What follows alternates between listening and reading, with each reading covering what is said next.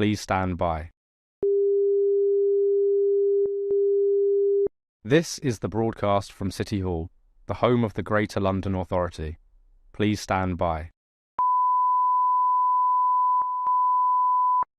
This is the broadcast from City Hall, the home of the Greater London Authority. Please stand by. This is the broadcast from City Hall, the home of the Greater London Authority. Please stand by. This is the broadcast from City Hall, the home of the Greater London Authority. Please stand by. This is the broadcast from City Hall, the home of the Greater London Authority. Please stand by. This is the broadcast from City Hall, the home of the Greater London Authority. Please stand by. This is the broadcast from City Hall, the home of the Greater London Authority. Please stand by. This is the broadcast from City Hall, the home of the Greater London Authority. Please stand by. This is the broadcast from City Hall, the home of the Greater London Authority. Please stand by. This is the broadcast from City Hall, the home of the Greater London Authority. Please stand by. This is the broadcast from City Hall, the home of the Greater London Authority. Please stand by. This is the broadcast from City Hall, the home of the Greater London Authority.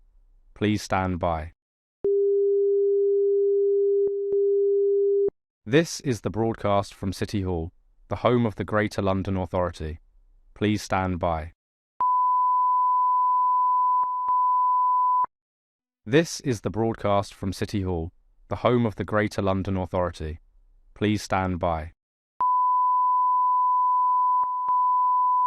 This is the broadcast from City Hall, the home of the Greater London Authority. Please stand by. This is the broadcast from City Hall, the home of the Greater London Authority. Please stand by. This is the broadcast from City Hall, the home of the Greater London Authority. Please stand by. This is the broadcast from City Hall, the home of the Greater London Authority.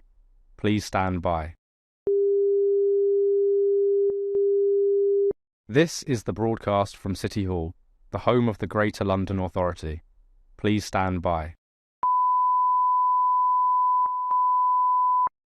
This is the broadcast from City Hall, the home of the Greater London Authority.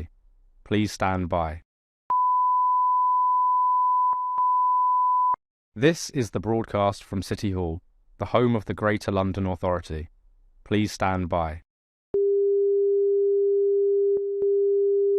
This is the broadcast from City Hall, the home of the Greater London Authority. Please stand by. This is the broadcast from City Hall, the home of the Greater London Authority. Please stand by. This is the broadcast from City Hall, the home of the Greater London Authority. Please stand by. This is the broadcast from City Hall, the home of the Greater London Authority. Please stand by. This is the broadcast from City Hall, the home of the Greater London Authority. Please stand by. This is the broadcast from City Hall, the home of the Greater London Authority. Please stand by. This is the broadcast from City Hall, the home of the Greater London Authority. Please stand by. This is the broadcast from City Hall, the home of the Greater London Authority.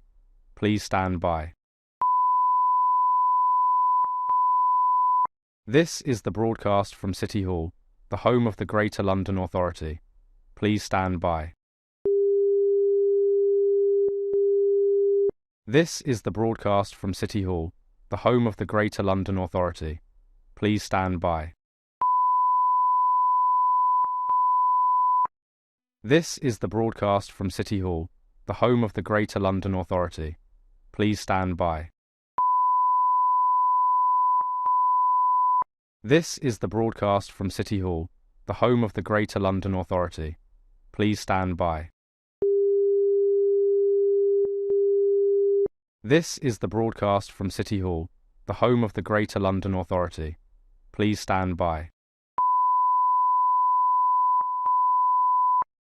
This is the broadcast from City Hall, the home of the Greater London Authority. Please stand by. This is the broadcast from City Hall, the home of the Greater London Authority. Please stand by. This is the broadcast from City Hall, the home of the Greater London Authority. Please stand by. This is the broadcast from City Hall, the home of the Greater London Authority. Please stand by. This is the broadcast from City Hall, the home of the Greater London Authority. Please stand by. This is the broadcast from City Hall, the home of the Greater London Authority. Please stand by. This is the broadcast from City Hall, the home of the Greater London Authority. Please stand by. This is the broadcast from City Hall, the home of the Greater London Authority. Please stand by. This is the broadcast from City Hall, the home of the Greater London Authority. Please stand by. This is the broadcast from City Hall, the home of the Greater London Authority. Please stand by.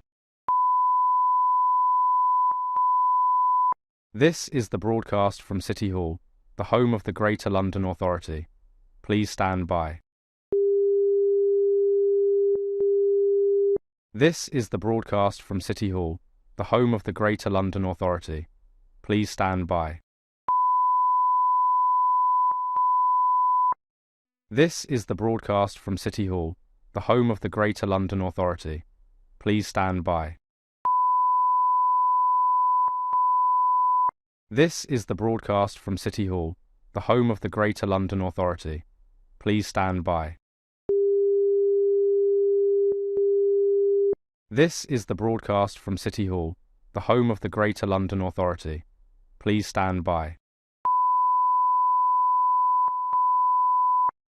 This is the broadcast from City Hall, the home of the Greater London Authority.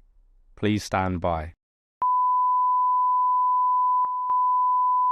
This is the broadcast from City Hall, the home of the Greater London Authority. Please stand by. This is the broadcast from City Hall, the home of the Greater London Authority. Please stand by.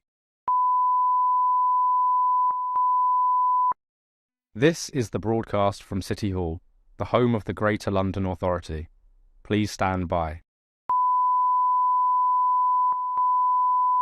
This is the broadcast from City Hall, the home of the Greater London Authority. Please stand by. This is the broadcast from City Hall, the home of the Greater London Authority. Please stand by. This is the broadcast from City Hall, the home of the Greater London Authority. Please stand by. This is the broadcast from City Hall, the home of the Greater London Authority. Please stand by. This is the broadcast from City Hall, the home of the Greater London Authority. Please stand by. This is the broadcast from City Hall, the home of the Greater London Authority. Please stand by. This is the broadcast from City Hall, the home of the Greater London Authority.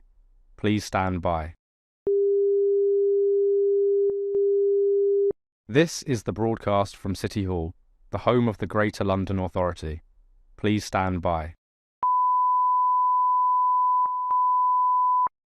This is the broadcast from City Hall, the home of the Greater London Authority. Please stand by. This is the broadcast from City Hall, the home of the Greater London Authority. Please stand by. This is the broadcast from City Hall, the home of the Greater London Authority. Please stand by. This is the broadcast from City Hall, the home of the Greater London Authority. Please stand by. This is the broadcast from City Hall, the home of the Greater London Authority. Please stand by. This is the broadcast from City Hall, the home of the Greater London Authority. Please stand by. This is the broadcast from City Hall, the home of the Greater London Authority. Please stand by. This is the broadcast from City Hall, the home of the Greater London Authority.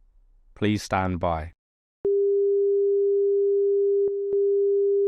This is the broadcast from City Hall, the home of the Greater London Authority. Please stand by. This is the broadcast from City Hall, the home of the Greater London Authority. Please stand by. This is the broadcast from City Hall, the home of the Greater London Authority. Please stand by. This is the broadcast from City Hall, the home of the Greater London Authority. Please stand by. This is the broadcast from City Hall, the home of the Greater London Authority. Please stand by.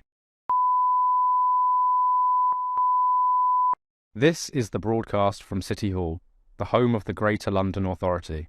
Please stand by.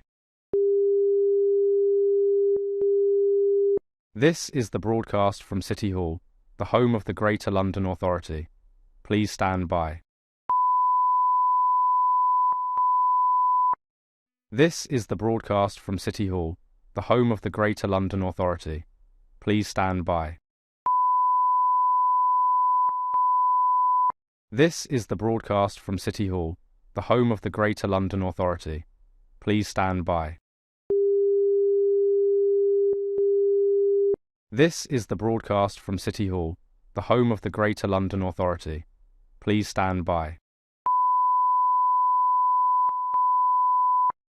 This is the broadcast from City Hall, the home of the Greater London Authority. Please stand by. This is the broadcast from City Hall, the home of the Greater London Authority. Please stand by. This is the broadcast from City Hall, the home of the Greater London Authority. Please stand by. This is the broadcast from City Hall, the home of the Greater London Authority. Please stand by. This is the broadcast from City Hall, the home of the Greater London Authority. Please stand by. This is the broadcast from City Hall, the home of the Greater London Authority. Please stand by. This is the broadcast from City Hall, the home of the Greater London Authority. Please stand by. This is the broadcast from City Hall, the home of the Greater London Authority. Please stand by. This is the broadcast from City Hall, the home of the Greater London Authority. Please stand by. This is the broadcast from City Hall, the home of the Greater London Authority. Please stand by. This is the broadcast from City Hall, the home of the Greater London Authority. Please stand by. This is the broadcast from City Hall, the home of the Greater London Authority. Please stand by. This is the broadcast from City Hall, the home of the Greater London Authority. Please stand by. This is the broadcast from City Hall, the home of the Greater London Authority. Please stand by. This is the broadcast from City Hall, the home of the Greater London Authority. Please stand by. This is the broadcast from City Hall, the home of the Greater London Authority. Please stand by. This is the broadcast from City Hall, the home of the Greater London Authority. Please stand by. This is the broadcast from City Hall, the home of the Greater London Authority. Please stand by. This is the broadcast from City Hall, the home of the Greater London Authority. Please stand by. This is the broadcast from City Hall, the home of the Greater London Authority. Please stand by. This is the broadcast from City Hall, the home of the Greater London Authority. Please stand by. This is the broadcast from City Hall, the home of the Greater London Authority. Please stand by. This is the broadcast from City Hall, the home of the Greater London Authority. Please stand by. This is the broadcast from City Hall, the home of the Greater London Authority. Please stand by. This is the broadcast from City Hall, the home of the Greater London Authority. Please stand by. This is the broadcast from City Hall, the home of the Greater London Authority. Please stand by. This is the broadcast from City Hall, the home of the Greater London Authority. Please stand by. This is the broadcast from City Hall, the home of the Greater London Authority. Please stand by. This is the broadcast from City Hall, the home of the Greater London Authority. Please stand by. This is the broadcast from City Hall, the home of the Greater London Authority. Please stand by. This is the broadcast from City Hall, the home of the Greater London Authority. Please stand by.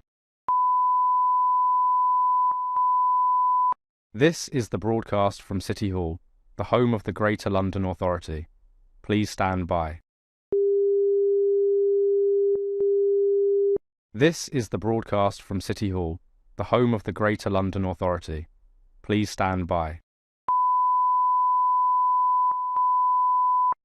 This is the broadcast from City Hall, the home of the Greater London Authority. Please stand by. This is the broadcast from City Hall, the home of the Greater London Authority. Please stand by. This is the broadcast from City Hall, the home of the Greater London Authority. Please stand by. This is the broadcast from City Hall, the home of the Greater London Authority. Please stand by. This is the broadcast from City Hall, the home of the Greater London Authority. Please stand by. This is the broadcast from City Hall, the home of the Greater London Authority. Please stand by. This is the broadcast from City Hall, the home of the Greater London Authority. Please stand by. This is the broadcast from City Hall, the home of the Greater London Authority. Please stand by.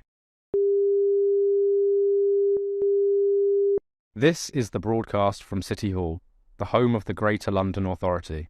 Please stand by. This is the broadcast from City Hall, the home of the Greater London Authority. Please stand by. This is the broadcast from City Hall, the home of the Greater London Authority. Please stand by. This is the broadcast from City Hall, the home of the Greater London Authority. Please stand by. This is the broadcast from City Hall, the home of the Greater London Authority. Please stand by. This is the broadcast from City Hall, the home of the Greater London Authority. Please stand by. This is the broadcast from City Hall, the home of the Greater London Authority. Please stand by. This is the broadcast from City Hall, the home of the Greater London Authority. Please stand by. This is the broadcast from City Hall, the home of the Greater London Authority.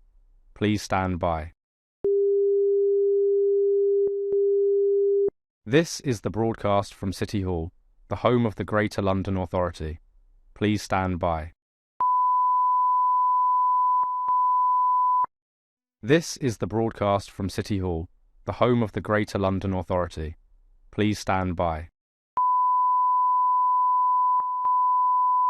This is the broadcast from City Hall, the home of the Greater London Authority. Please stand by. This is the broadcast from City Hall, the home of the Greater London Authority. Please stand by. This is the broadcast from City Hall, the home of the Greater London Authority. Please stand by. This is the broadcast from City Hall, the home of the Greater London Authority. Please stand by. This is the broadcast from City Hall, the home of the Greater London Authority. Please stand by. This is the broadcast from City Hall, the home of the Greater London Authority. Please stand by. This is the broadcast from City Hall, the home of the Greater London Authority. Please stand by. This is the broadcast from City Hall, the home of the Greater London Authority. Please stand by. This is the broadcast from City Hall, the home of the Greater London Authority. Please stand by. This is the broadcast from City Hall, the home of the Greater London Authority. Please stand by. This is the broadcast from City Hall, the home of the Greater London Authority. Please stand by. This is the broadcast from City Hall, the home of the Greater London Authority. Please stand by. This is the broadcast from City Hall, the home of the Greater London Authority. Please stand by. This is the broadcast from City Hall, the home of the Greater London Authority. Please stand by. This is the broadcast from City Hall, the home of the Greater London Authority. Please stand by. This is the broadcast from City Hall, the home of the Greater London Authority. Please stand by.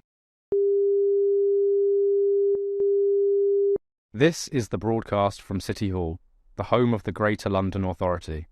Please stand by. This is the broadcast from City Hall, the home of the Greater London Authority. Please stand by. This is the broadcast from City Hall, the home of the Greater London Authority. Please stand by. This is the broadcast from City Hall, the home of the Greater London Authority. Please stand by. This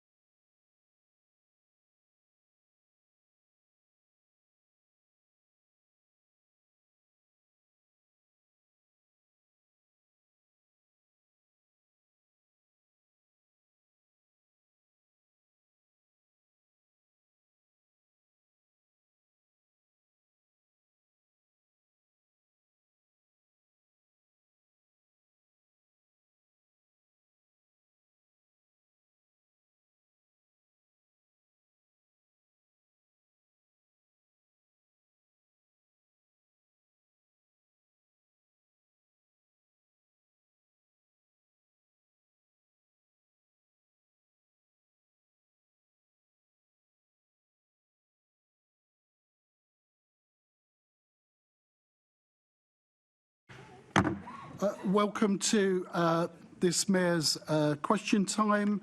If we can begin with the first item, apologies for absence, and we'll deal with Chair's announcements. Are there any apologies? Thank you, Chair. We have no apologies for absence today. We have apologies for lateness from Assembly Member Mo Emma. Thank you very much. Can I just begin with some announcements? The London Assembly is the voice of London, composed of 25 members elected at the same time as the Mayor in order to hold him to account, scrutinise his policies and investigate matters of importance to Londoners. Can I welcome members and officers and the public here in the gallery and those watching on the webcast. As I've said, this is the Mayor's question time meeting of the Assembly, which means that all members have been invited to attend and ask questions of the Mayor.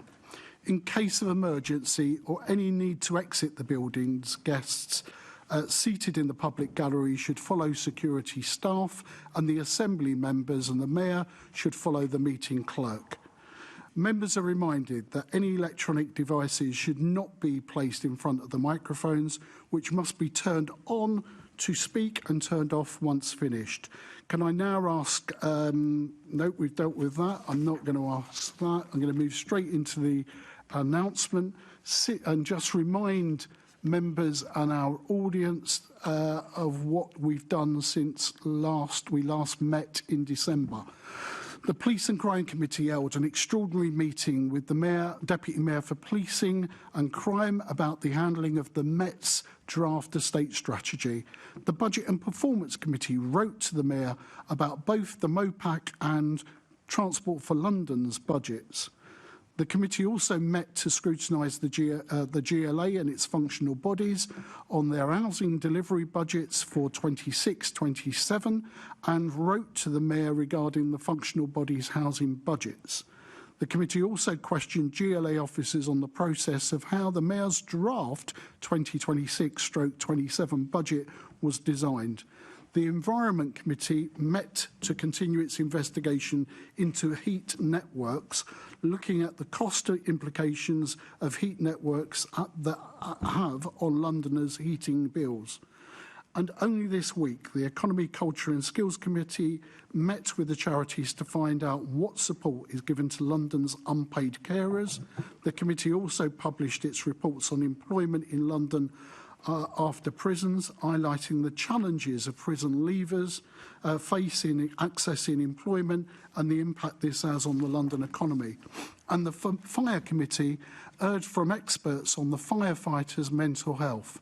The committee discussed why stress, anxiety and depression are increasing in the fire and rescue sector. And finally, the Police and Crime Committee begins its investigation into the Mayor's Office for Policing and Crime's oversight of cultural change within the Metropolitan Police Service. Chair, Lord Duval, you've forgotten one of the most important things, and I'm sure every single colleague, including the Mayor, will agree with me. To your left, you have the most incredible officer, Rebecca Arnold, who has put up with us for 20 years. Yeah. And I'd just like to say, on behalf, I'm sure, of everybody, thank you very much for the incredible work you do, and actually for putting up with us, which I do accept unreservedly isn't easy at times. So thank you, Rebecca, on behalf of us all.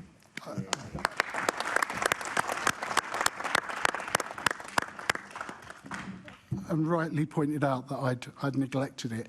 And I think on behalf of everybody around this table, including the Mayor, I think I can say this, is well done. 20 years and you're still with us is some achievement. Now, let's just to mention some people in the gallery. I'll be doing this throughout the meeting, but in terms of some of the people already in the gallery that I just want to give a shout out to is welcome our colleagues from London and Partners, which is part of the GLA family. Then they're somewhere in the gallery, so you're welcome to observe our proceedings. I hope you're looking forward to the exciting exchanges that are about to take place. Let's do some formal business before we go through. Declarations of interest. Can I ask the Assembly to note the interest set out in item 2? Do Assembly members have any other disclosable pecuniary interests which relate to the items on the agenda for today's meeting, or any other relevant interest, including any declarations in relation to gifts, hospitalities, which are not reflected in the authority's register of gift and hospitalities? No. Thank you very much. Minutes. Can I ask the Assembly to confirm the minutes of the London Assembly plenary meeting held on the 4th of December to be signed by me as a correct record? And now we're going to move to the Mayor's report. Can I ask the Assembly to formally receive the Mayor's report covering the period from the 5th of December to the 31st of December 2025? The Mayor will now provide an oral update of up to 5 minutes or so in length on matters occurring since the publication of his reports. Mr. Mayor, welcome. Good morning. Can I begin by wishing everyone a very happy New Year? Chair, I'm going to spare Rebecca's blushes by asking who the most difficult and challenging chair is to advise. I'm sure we know the answer. Tonight I'll be giving a speech at the annual London Government Dinner, where I'm going to be talking about one of the major challenges that's set to face our city, the impact of artificial intelligence. AI presents so many opportunities for our society, from boosting the rapid growth of our incredible tech sector to revolutionising our public services and turbocharging productivity across a wide range of sectors and industries. However, we also need to be clear-eyed about the risks and dangers this new technology can pose to Londoners. Just this week, we've read shocking reports of how X's AI tool Grok is being used to undress women in photos online and create sexualised images, including of children. I'm sure members of the Assembly would agree with me that this is utterly appalling and that Ofcom is right to launch an investigation. We know from our experience with social media that when we're too slow to respond to new technology and put in place effective guardrails, there can be severe costs. In the case of AI, I'm also concerned about the impact it could have on London's labour market, with entry-level roles at risk and jobs potentially disappearing faster than new ones can be created. In fact, research suggests that because of AI, 70% of skills in the average job will have changed by 2030. That's only 4 years away. So, if you want to future-proof our economy and our workforce, we need to act now to support Londoners to get the skills they need to cope with this transition and make the most of the incredible opportunities that AI creates. And that's why I'm announcing today that we'll be launching a new London task force on AI and the future of work, as well as commissioning free AI skills training, which we'll make available to Londoners.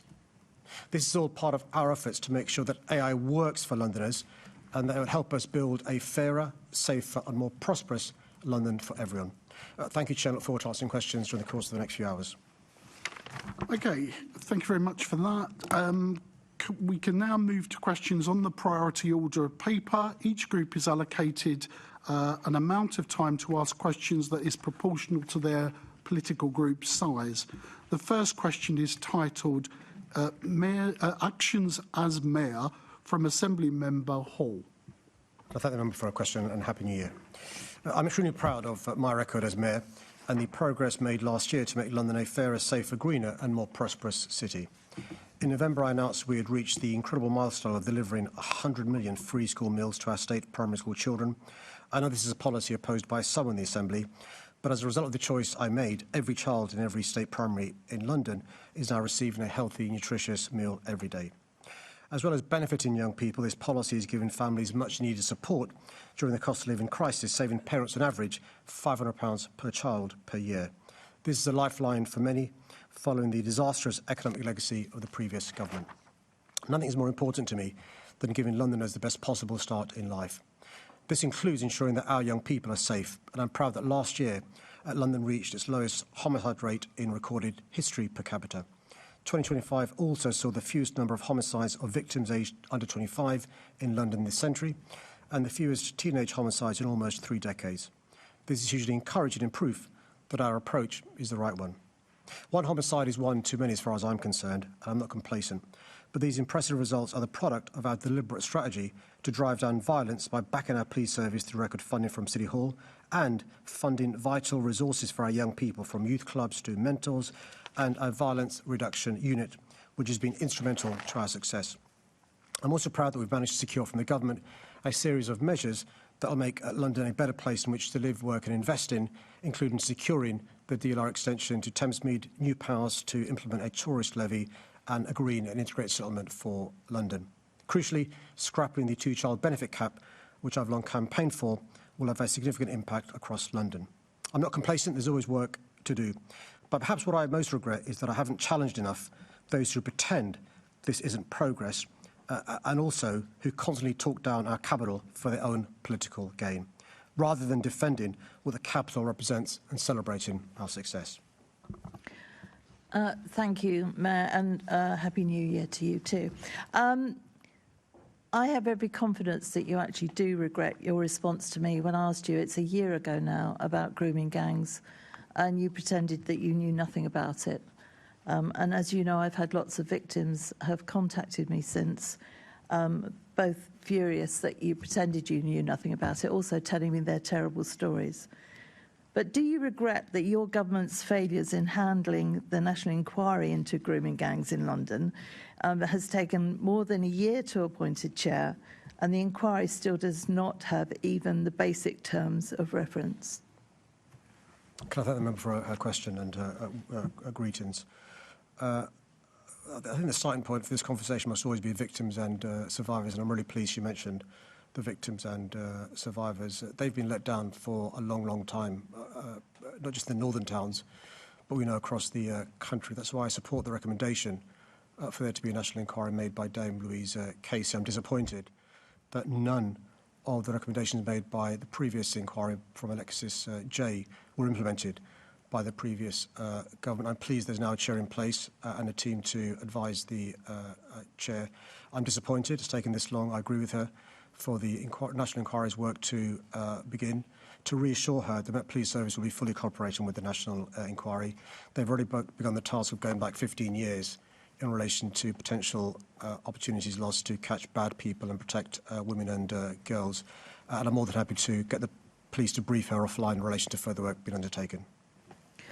Well, I'm glad you recognise this now, Mayor, because it is so serious and it's so terrible and tragic, and I hope things do happen about it.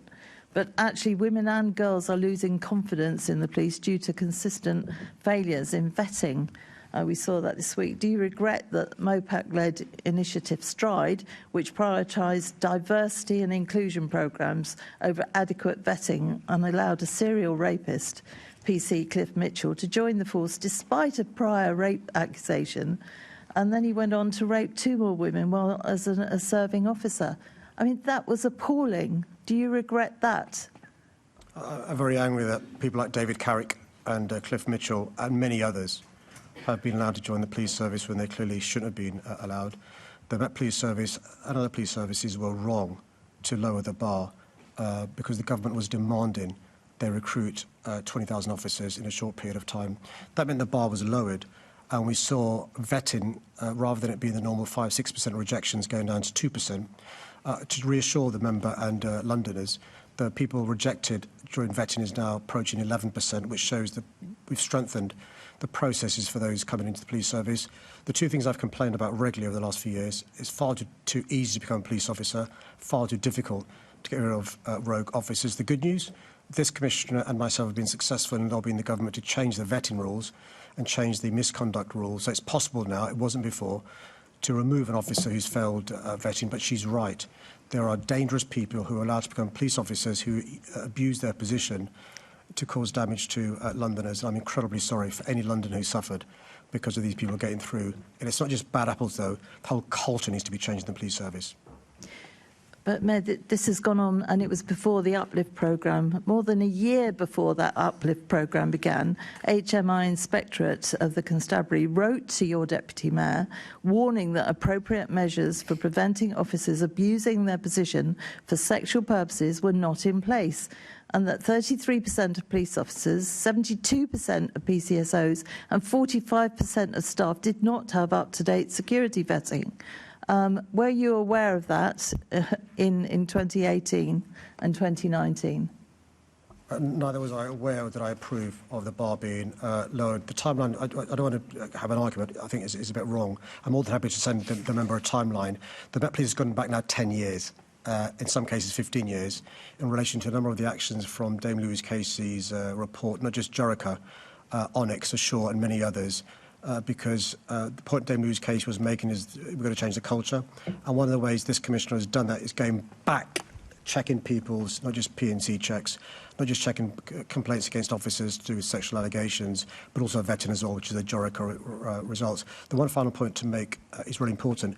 This was a proactive review the Met Police undertook which uncovered some of this, which is really important. HMI's point was a point made to a number of police forces as a consequence of the uplift exercise, the PUP exercise, but I'm more than happy to get the team to write to the member. Yeah, I'd like to see a timeline, but we've got to face facts. This chap was told... Everybody was aware that this chap should not have been taken on, but because of the diversity rules, he was signed through. There are other people now that are not vetted properly in the Met. This is something that is ongoing, Mayor. You've been told about this since you began as Mayor, and nobody's looking into it properly. And more things will happen because of this, and I don't think anybody's taking it seriously. It's no good saying it's because of the Uplift programme. That is incorrect. These officers need to be vetted properly, and they haven't been. And there are still officers out there that have not been vetted correctly. I mean, just to be clear, Chair, it's very important. This goes to trust and confidence. David Carrick is not black, but he got through. So there are problems with the way police have been vetting or not vetting. In addition to Jorica, I'm really pleased, and I welcome the Home Secretary asking HMI to look again in relation to the police processes. The Commissioner is confident that he strengthened vetting to the extent where they're one of the best in the country, if not the best. But we welcome the HMI looking into the vetting taking place currently. But it is the case that people got through and became Met police officers who shouldn't. Not just those applying fresh, but transferees in as well. And that's one of the reasons why the corrective reviews is welcome. And also we welcome the HMI looking into this as well. Yeah, and they have been for ages, and my time's up. Thank you, Chairman. OK, I've seen a number of members who want to come on this particular question, so take them in order that I've seen them. It's Assembly Member Turrell. Thank you, Chair. Happy New Year, Mr. Mayor. You mentioned tourism in your answer, and I appreciate we haven't had the firm 2025 figures yet, but for most years, tourism in London has still been below the pre-pandemic levels. Now, London's a great place to visit, and of course we have so much to offer. And you might have seen online the online spat between Emmanuel Macron and the Mayor of Rome about whether the Netflix show should be Emily in Paris or Emily in Rome.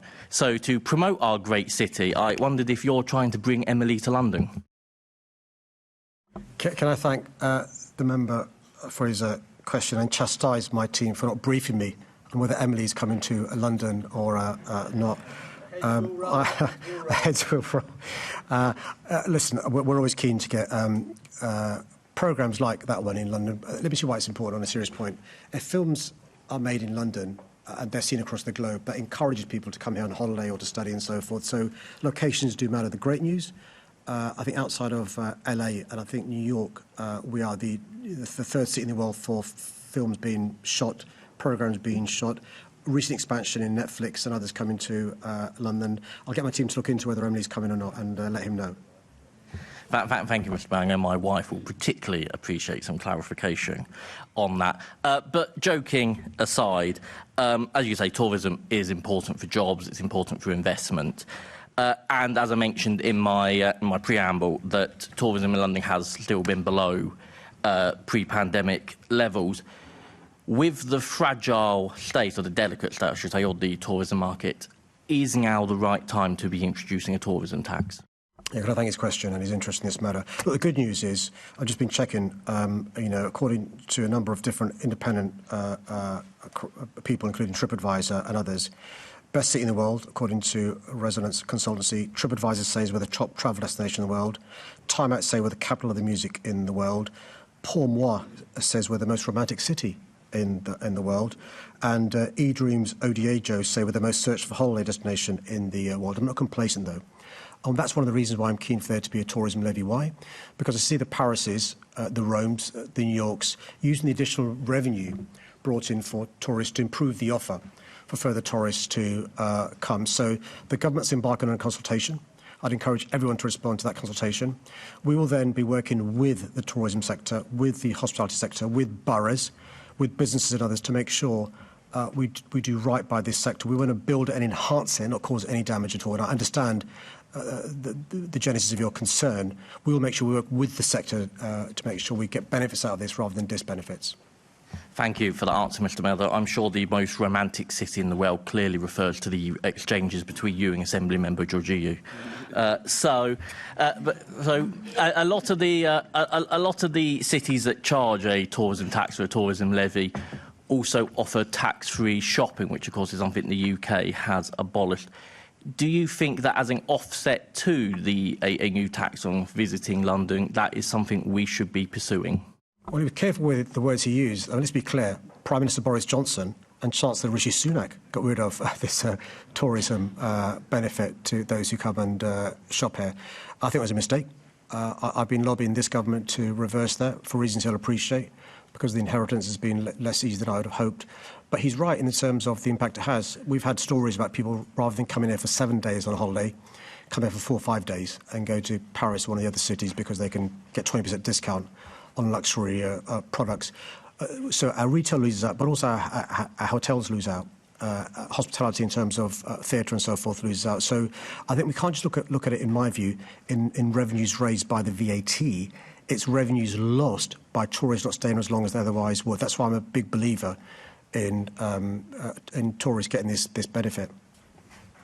Thank you for that, Mr Answer. I'm just going to change subject very quickly and go back to our favourite mutual subject of the DLR extension down to Thamesmead. Now, it came out a couple of, which you mentioned in your statement. It's been mentioned in the various budget meetings that because this is going to be, this now has to be funded through borrowing rather than through a government grant, that it's going to go over the 1.5 billion price tag originally associated with this. Could you just reassure me that these extra borrowing costs won't prohibit this very important extension happening, and that there are still the option of taking it down to Belvedere in the future? Mr Mayor, before you answer that question, I just think somewhere in there I heard the word that you regret something, Mr Mayor. Do you regret it's being borrowed? I know the Tory group will say they heard it. I think some of your colleagues around the table will have some problem with that. But let's, in the spirit of the new year, let's the Mayor answer the question. And this is why Rebecca deserves a medal for putting up with this. So look, I've been involved both as a minister and as the Mayor in a number of infrastructure projects. They all require borrowing. The Elizabeth line, we're going to be paying back until probably 2040. The Northern Line extension probably won't be paid back for another, I think, 10 years. The Silvertown Tunnel is a 25-year project. And not surprisingly, the DLR extension monies will be borrowed and they'll be paid back over some time. That's not uncommon in terms of those projects. In relation to Belvedere, my disappointment is that the council have been very against the DLR extension going there. If they want to work with us to try and get it to go to Belvedere, I'm more than happy to work with them. The current scheme, I should say, for the sake of accurateness, is DLR through Beckton to Thamesmead, not going to Belvedere. But I'm more than happy for the team to work with the council and the member to make progress there. Thank you. That's me done, Chair. Mr Mayor, can you just bring your mic unit a bit closer to you, because I think there's some difficulty in picking you up. Ahmed.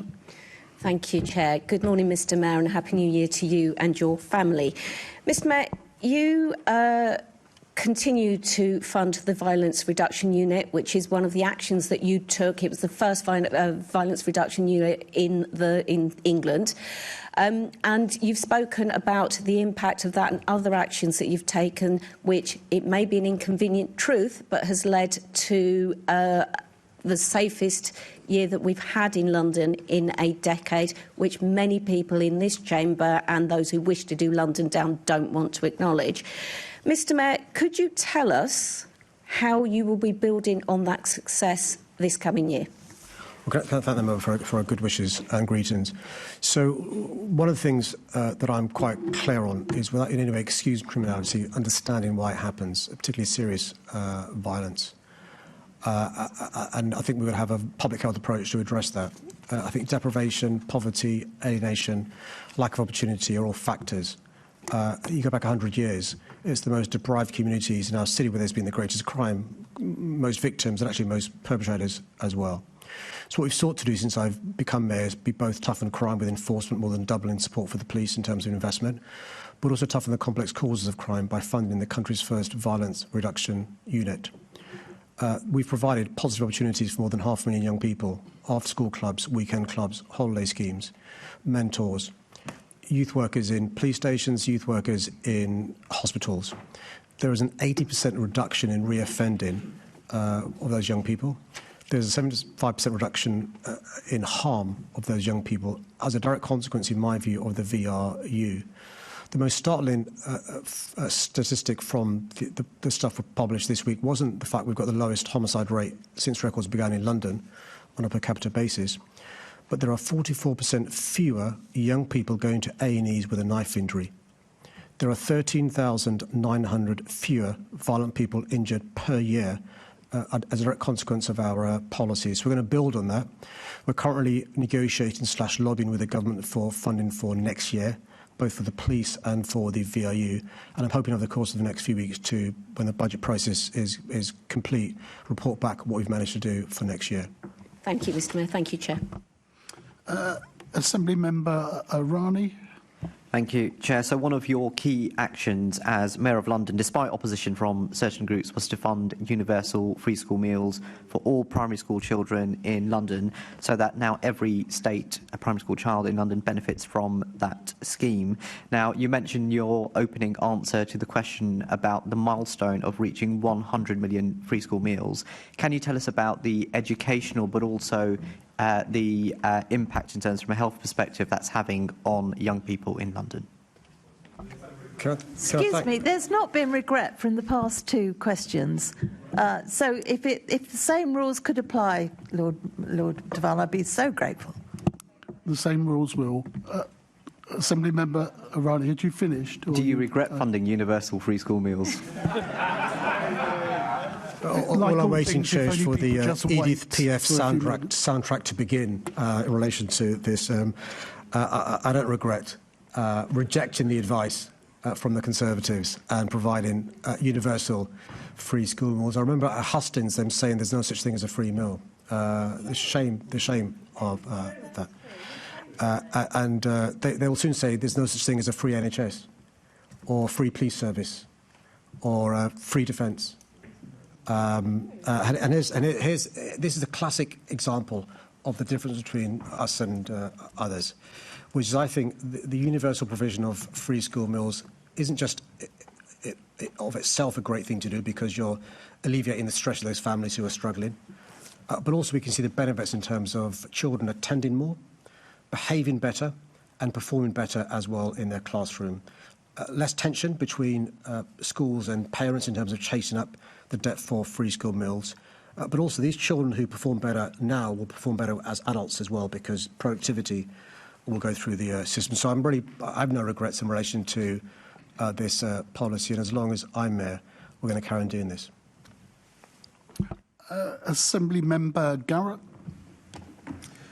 You were just talking about violence reduction, and in your answer earlier you were talking about homicide, which is something you've been talking about all week. Now, I appreciate people challenging Donald Trump's fake news, but not if they just replace it with fake news of their own. So, the last year of Mayor Johnson's mayoralty, there were 9,721 knife offences in London. Last year, there were 16,147. That's a huge increase. And in fact, every year of your mayoralty has been higher than the last year of Johnson's mayoralty. Even the pandemic year, when everyone was locked in their homes half the year, had more knife crimes in London than under Boris Johnson. I'm sure you're going to say you regret that increase. Do you also regret trying to gaslight Londoners and tell them that the evidence that they see and the data in the police statistics is wrong? I thank the member for his question. For certain crimes, the way the data is recorded is different now to what it was in previous years. Knife crime is one of those. There are certain crimes that are recorded exactly the same, homicide being a good example. There are some data we can get objectively that is clearly the same. Those who go to hospitals with injury, clearly that won't change in terms of definition. So what I can share with him is compared to 2016 and now, there are 13,900 fewer incidents of violence with injury.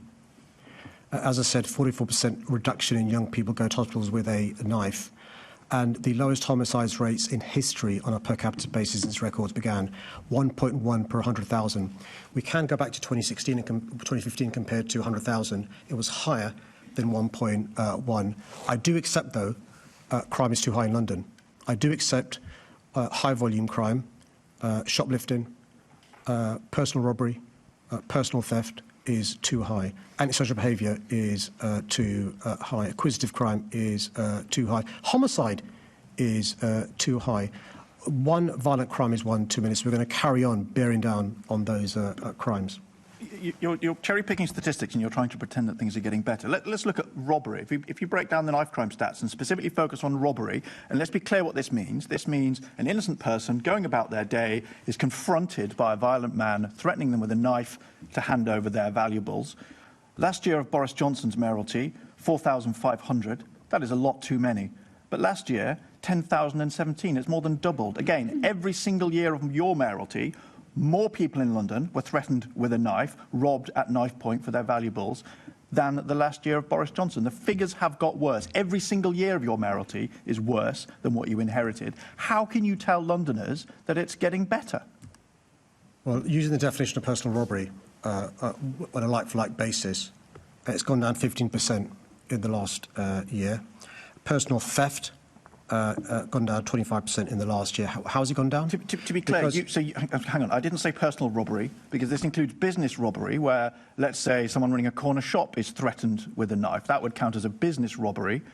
All of that together, personal robbery and business robbery, Londoners threatened at knife point for their valuables, that has doubled, more than doubled, during your mayoralty, and it's been worse in every year of your mayoralty. So you've introduced this shift to personal robbery. That was not my question.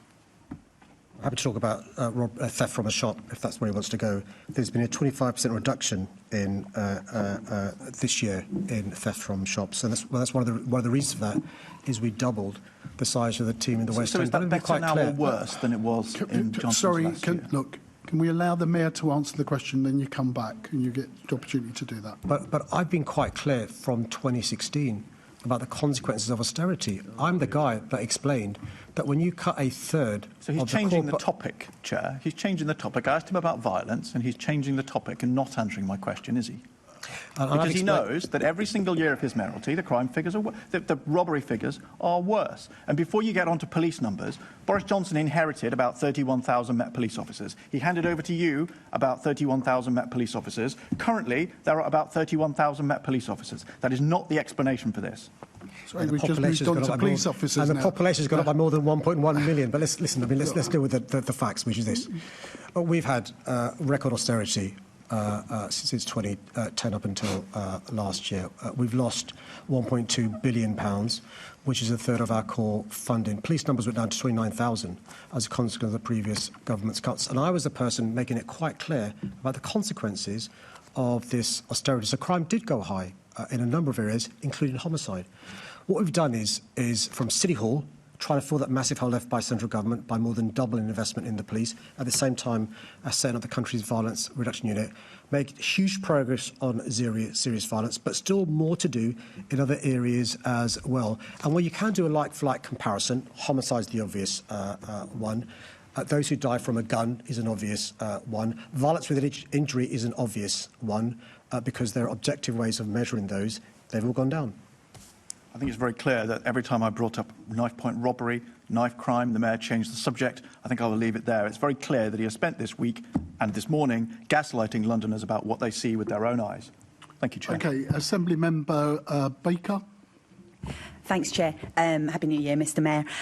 So I'd like to ask you about an action you only took yesterday, so I'm hoping you're not regretting it already. So yesterday you... 2026, Chair. Yesterday you backed the protection of older people's travel concessions in London.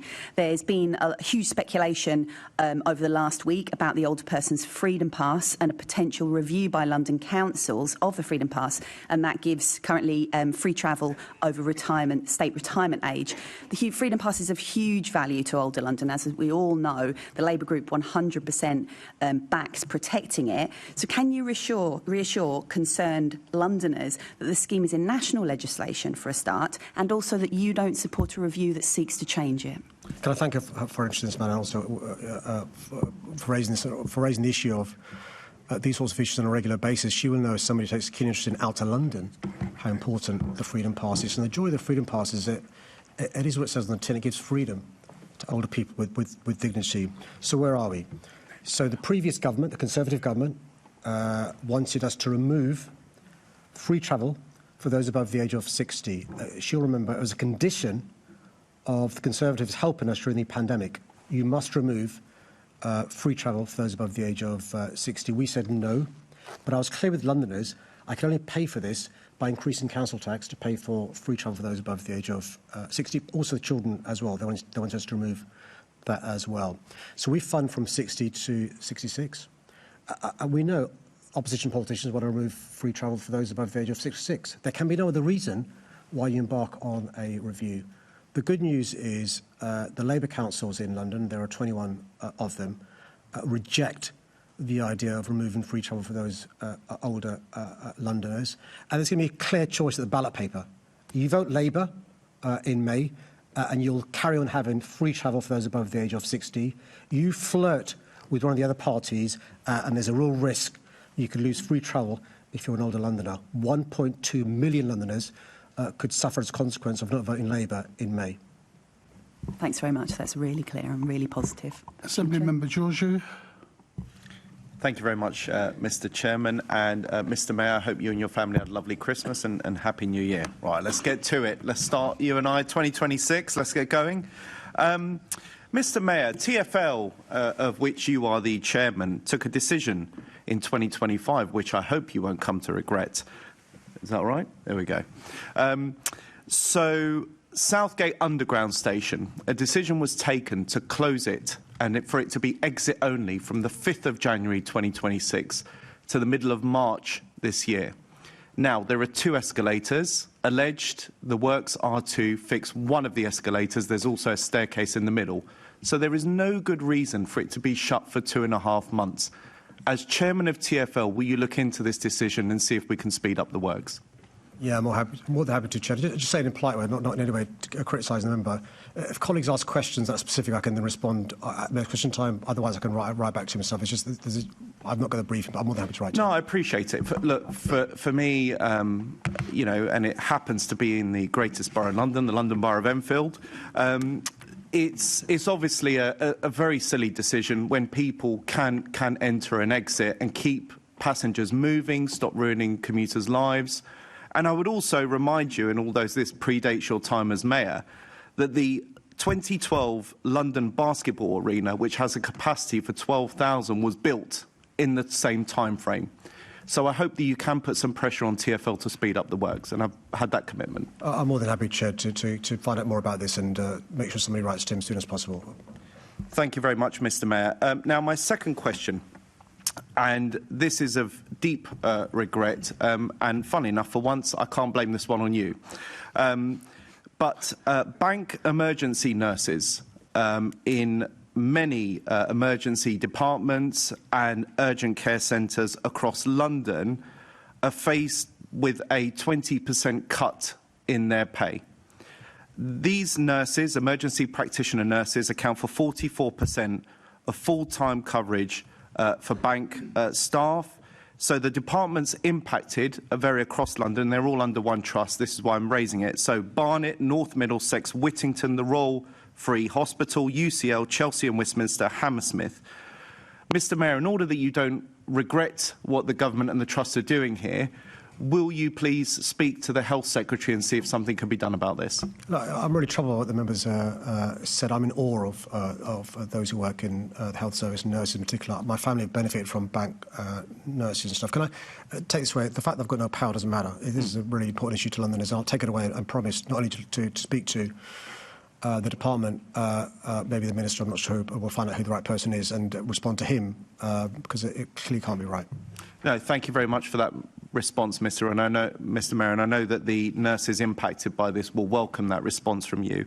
And I think that it should be stressed, if possible, to the Health Secretary, as you've already alluded to, you, yourself, your family members have benefited greatly within the NHS service for these bank nurses, of which they're now being accused of being agency staff, which is not right, and we shouldn't diminish their role in that way. So thank you so much for your comments, and I'm looking forward to seeing the response on that. Thank you, Mr. Chairman. Assembly Member Best. Thank you, and Happy New Year, Mr. Mayor. The hospitality and pub industry in the capital is on its knees, and so surely one of your biggest regrets is 2025, is that you stood by and said nothing whilst the national insurance contribution rise led to 100,000 job losses in the sector, mainly affecting young people. You also said nothing when the Chancellor raised alcohol duty against an unofficial statistic as well, instead of CPI, which meant that those rises next month will be 50% higher than they should have been.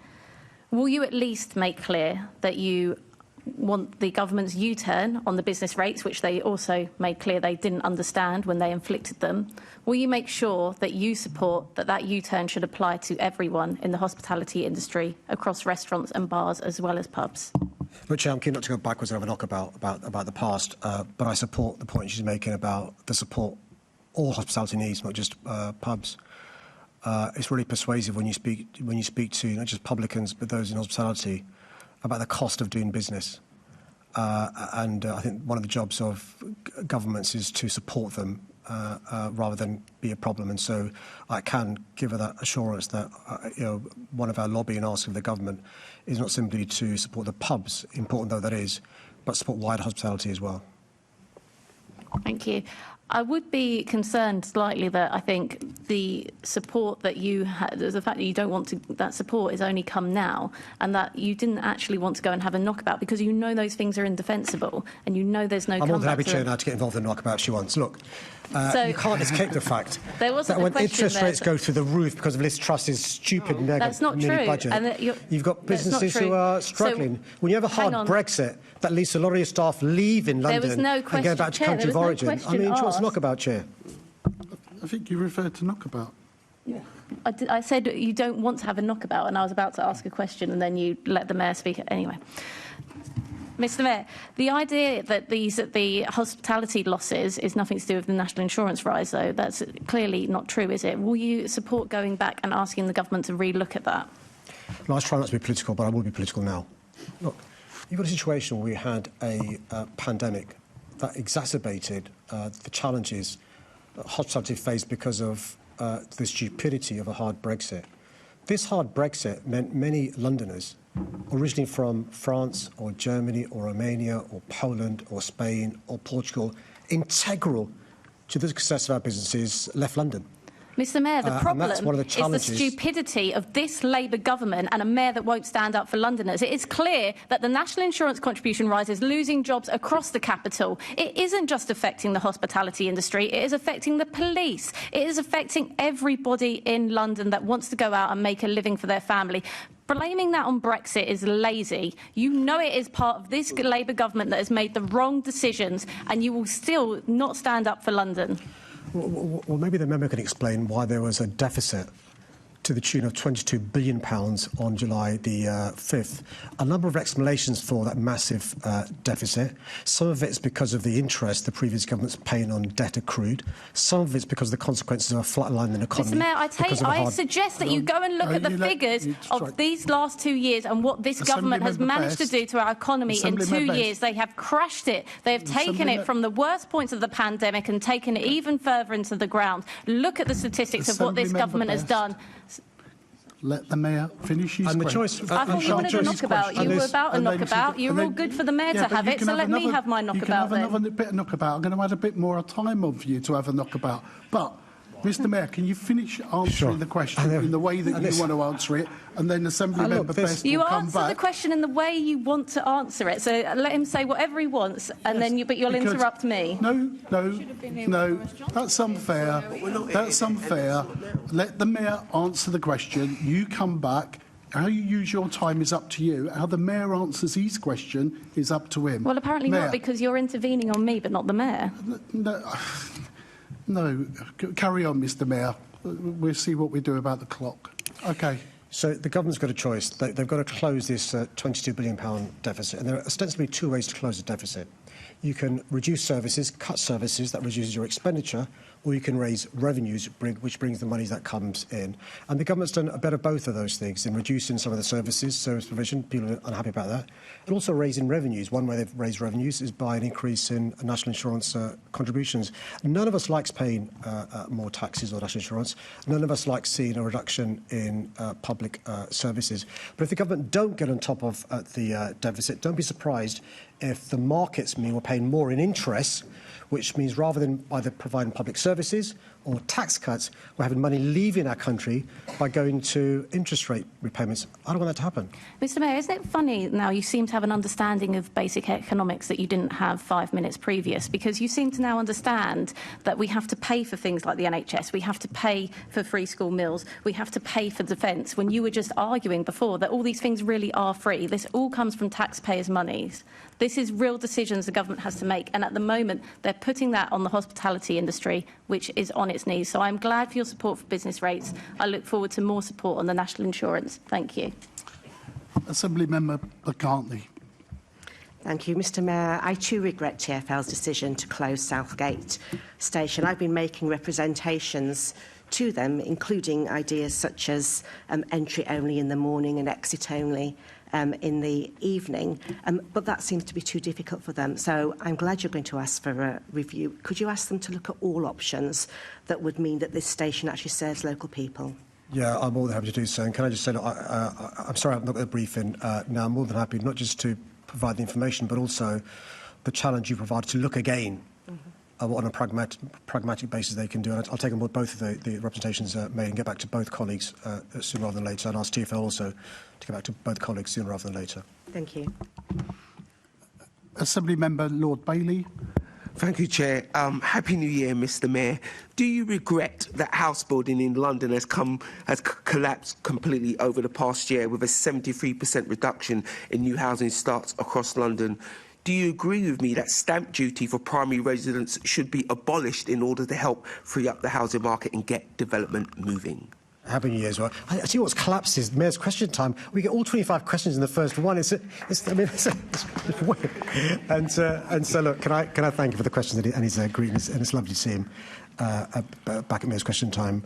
I do regret the crisis in the housing market across the country, housing sector across the country. It breaks my heart that there aren't enough homes being completed for those families in waiting lists and so forth.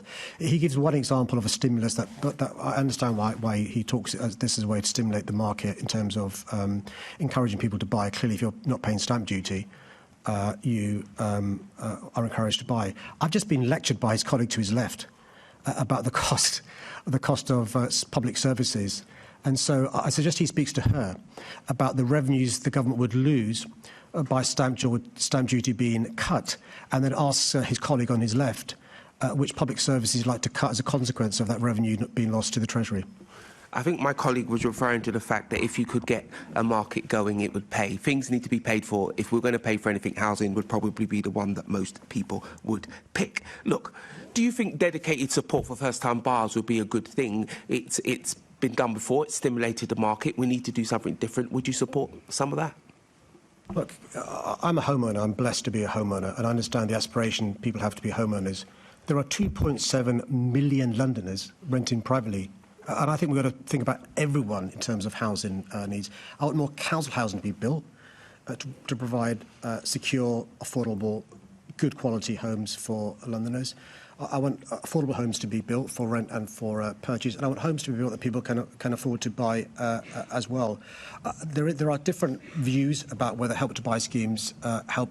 I think generally my anecdotal experience as an MP and a mayor is they do support first-time buyers, because that's that little bit of help you get in terms of that really makes a difference, getting over the hurdle of affordability. So I would like to look. I would like us to look in the round what more we can do to fulfil that dream of those first-time buyers. But understanding the context, which is we've got a housing crisis with 2.7 million people living in private accommodation, and we need to really build more affordable homes. But of course, that would ease that that crisis when we all agree that there's a crisis. I'm now talking about ways that would ease that, and we're asking for you to support them. For instance, would you help with support for renters' rental history to be taken into account when they're applying for mortgages for lowering their cost of credit in general? Because, again, that would get more people into the housing market and relieve the rental market slightly. I think that question shows his experience speaking to Londoners. He's spot on. Many Londoners rent for years and years and years and are good tenants and pay on time and all the rest of it. And it's not taken into account in terms of credit history when it comes to borrowing for a big mortgage. I'd also like mortgage companies to be more dexterous about the amount they lend. About, for example, can you give a mortgage for homes on plan? One of the reasons why foreign investors buy off-plan property is you can't get a mortgage as a Brit to buy that property off-plan, and there's an issue of cash flow for developers and the way the phasing works. There's a number of changes that can be made. My understanding is the government working with MHT and MHT looking into all these sorts of issues, and if there's a proper consultation, we're more than happy to respond, because he's spot on. There are a number of things we can do, small things that make a big difference. Let me finish by saying this, Mayor. I wrote a report called Get London Building. I recommend it to you for bedtime reading. It is filled with the things that you could actually do, building on land that you can actually own. We're at the point now where we need to do something counter-cyclical and make a push for London. Can I apologise? I've not read the report yet. I'll read it and stuff. And I think this cross-party working to address an issue that affects the city we love is what I'd like to see. Let me take it away and read it. Not at bedtime, but other times during the day. Thank you. Chair. OK, can I now bring in Assembly Member Boff?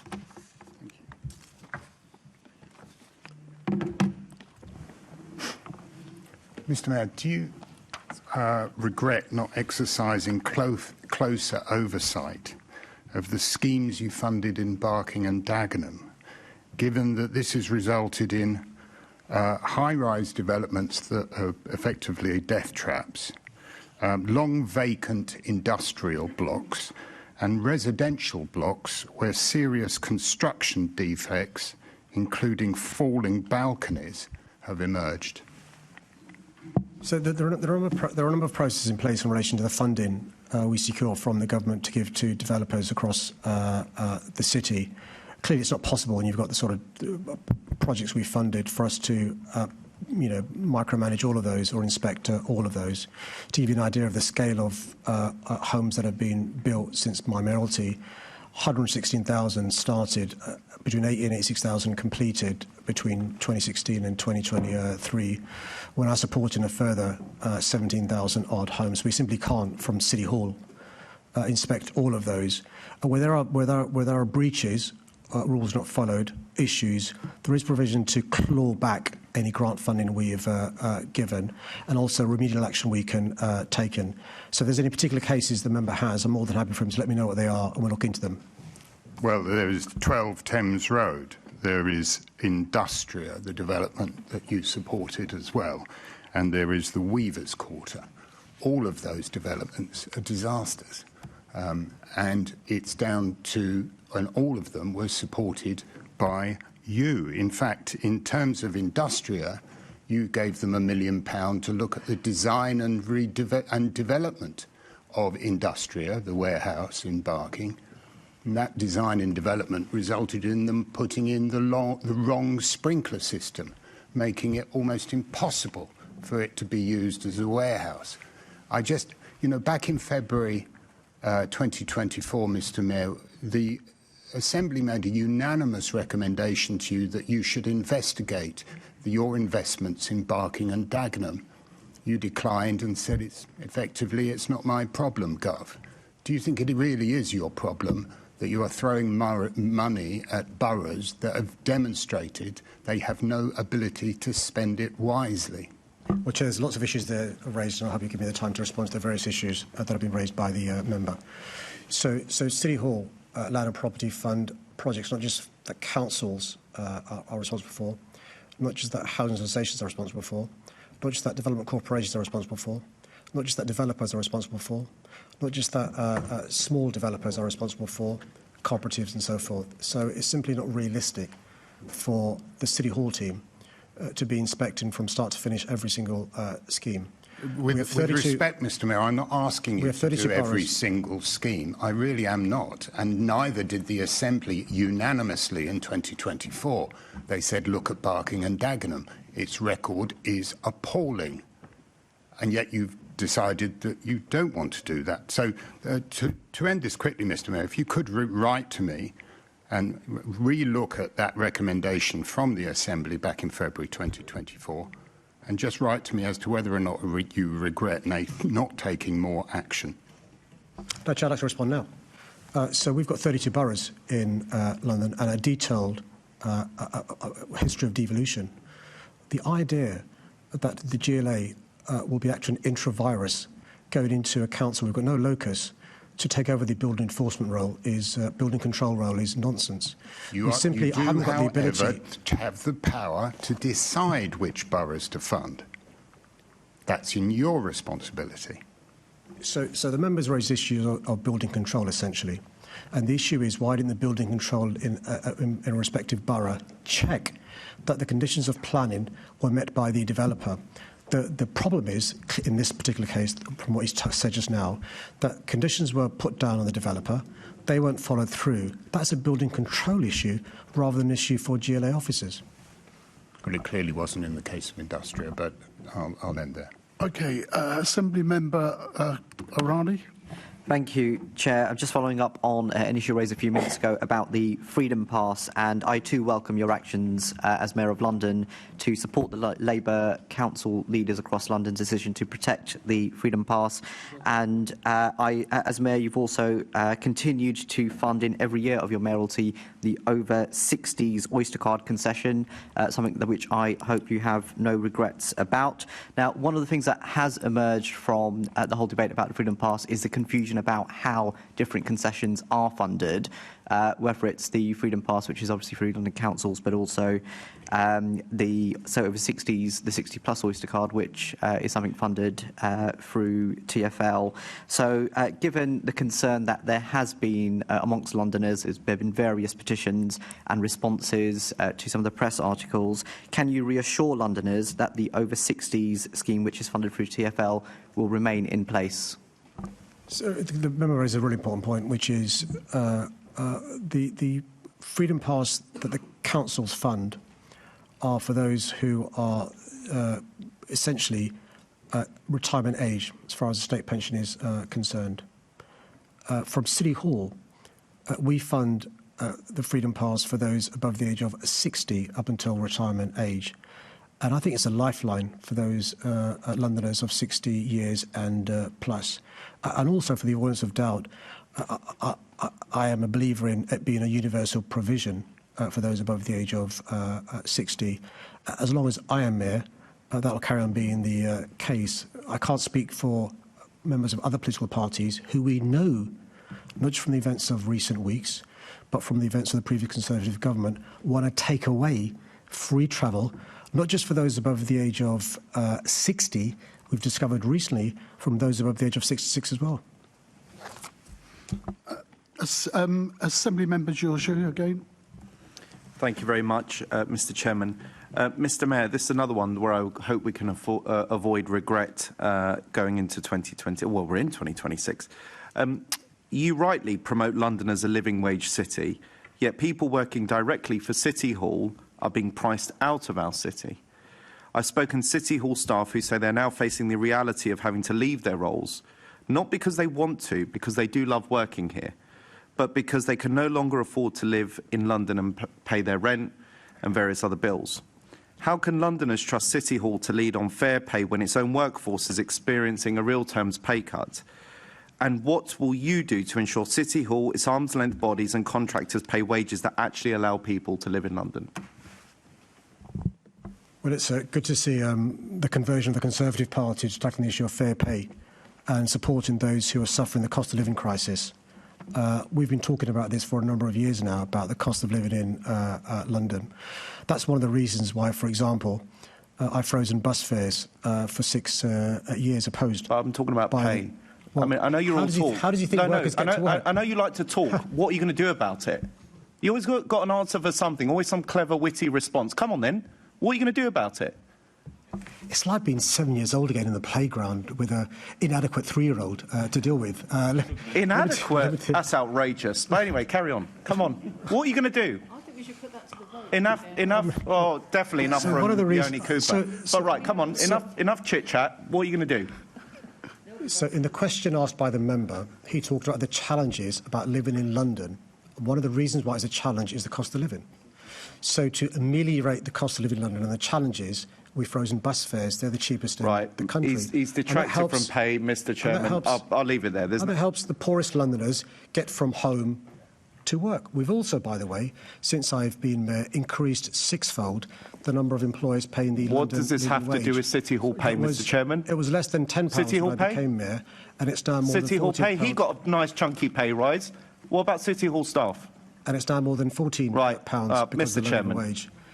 And City Hall is now a living wage employer, not just those who are directly employed, but contractors as well. That's the difference we're making. I mean, it doesn't end there.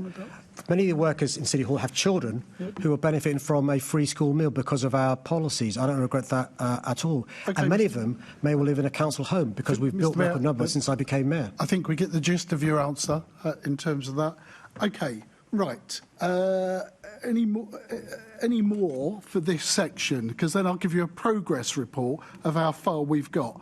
Now, the Conservatives have nearly out of their time, and we've only just finished, just for the benefit of the audience, the first question around that. So I just want to give you that issue, and I just want then, before we begin with the next set of questions, welcome Year 8 staff and students for the Jamatal Umar School in Whitechapel, Tower Hamlets, and they're in the audience.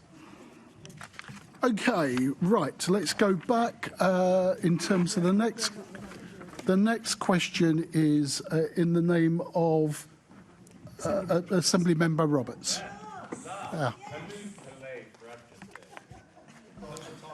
Can I thank the member for his question? Ensuring sufficient funding for police in London is vital to ensuring the Met Police Service can continue to make the improvements needed to bear down on crime and keep Londoners safe. However, the Met faces significant challenges due to the consequences of 14 years of austerity under the previous government and coalition government before that, who between 2010 and 2025 in real terms cut the Met Police budget by £1.2 billion, around a third of the Met's core budget.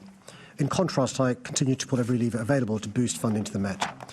To support the police and fight crime, I've taken the difficult decision to raise the police precept by the maximum allowed each year. Only a third of police and crime commissioners have done so, and I've also provided additional funding from business rates. The result is that mayoral police funding this year at £1.16 billion is more than double what my predecessor allocated in his last year in the role.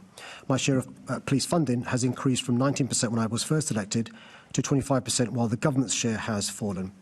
Whilst I continue to do all I can to support the Met, policing is fundamentally funded from national taxation. I'll continue to work with the government to help secure additional funding for the Met, to keep more officers on the streets and help fund the unique responsibilities the Met has in policing the nation's capital. In developing the 2026 and 2027 budget, which covers the next 3 years, we've had to consider the increased pressures and demands on the Met, whilst prioritising the vital reforms the Commissioner set out, including in the new Met for London Plan 2. Following the announcement of the provisional grant settlement, the budget's now been reviewed and the updated position will be included in my draft budget due to be published shortly. This is, of course, an iterative process, and we're continuing to work with the Home Office ahead of the final police settlement early next month, which will determine the eventual outcome. Meanwhile, MOPAC and I continue to work hard to further improve the Met's financial management and the effectiveness with which it uses the funds available to it. The Met will always need to make careful choices about how it uses its resources to deliver for Londoners in a way that provides value for money, but under my oversight, it is doing so with sustained City Hall support. Thank you, Mr Mayor, and Happy New Year to you. Could I ask, you mentioned the mayoral precept for the police. Do you expect to increase that by the maximum for the forthcoming financial year? Without preempting and being told off for speaking in advance of the draft budget being allocated, my record for the last 8 years is to support the maximum I can, the police service, so you can take from that. Thank you. On the estate strategy, we've seen that the estate strategy has a capital funding shortfall of £1.7 billion. Are you expecting the Met Police to have to make further tough choices in the years ahead in order to meet that demand? Yes, it's a really shrewd question. There are two ways for us to pay for capital. One is revenues, which obviously leads to the concern that he's got. Second is to borrow. So I can't answer that today. Just to reassure him, the Met Police Service, and third is government, of course. Just to reassure him that the Met Police Service is doing whatever it can to find alternatives to revenue money being used for capital for the reasons he's concerned about. Thank you. Just turning to disposals of police estates, which have been listed in the estate strategy. I understand that we won't be seeing any disposals in the current financial year. In the next financial years, can you commit to ensuring that there's going to be buildings sold with community benefit in mind rather than directly to developers? Yeah, so the good news is, I mean, he and I have discussed this briefly at a committee meeting. We've now got clarity we can do so. There's a definition which he's well aware of and stuff. Just a word to the wise, obviously this may limit the monies that come in, yes, of course. Which obviously is one of the things we ought to consider.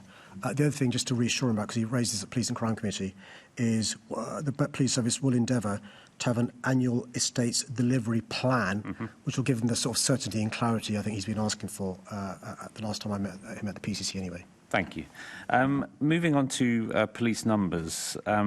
We've received information from local contacts that not only as part of the redeployment of PCSOs no longer doing red route traffic enforcement, but there may be plans to cut as many as 450 PCSOs from London's police service over the coming years. Is that a number that you recognise as Police Commissioner? No, it's not. No. Okay. Thank you. One final question by the time which I have available. We have written to Matt Twist and the Deputy Mayor for clarification. It'd be useful if you could encourage them to reply as soon as possible. Yesterday we heard from representatives from Safer Neighbourhood Boards and various voluntary groups in London.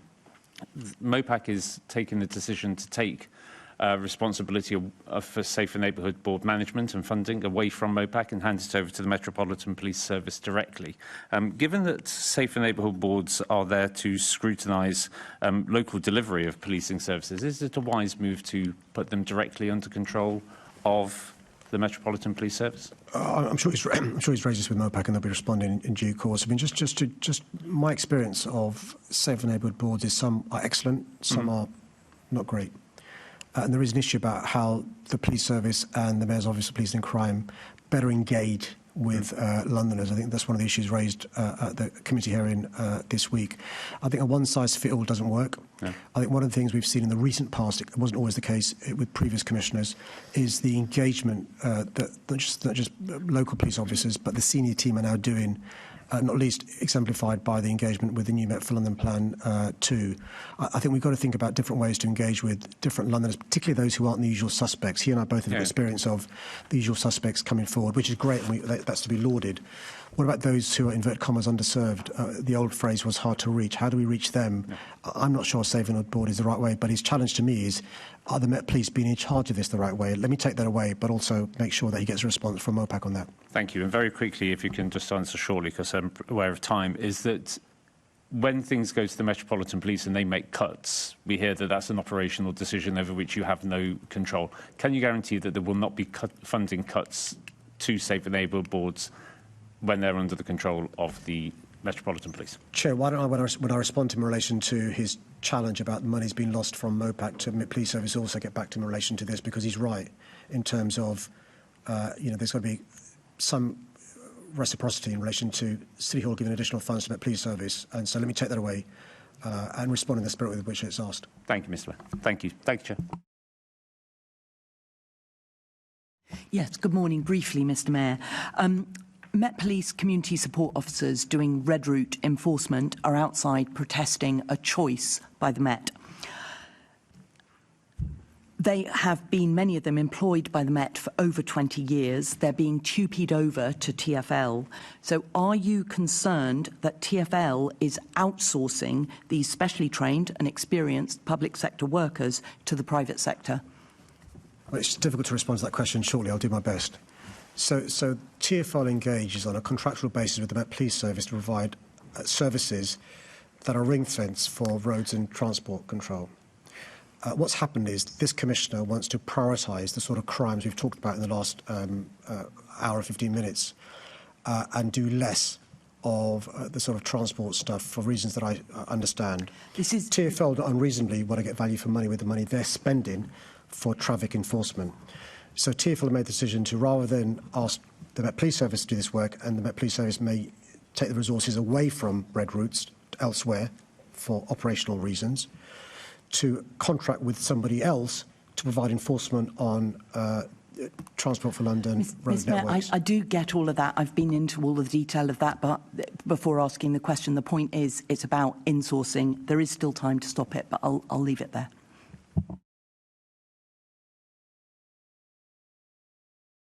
I'm now going to call on our next questioner is Assembly Member Prince. The answer to his question, Chair.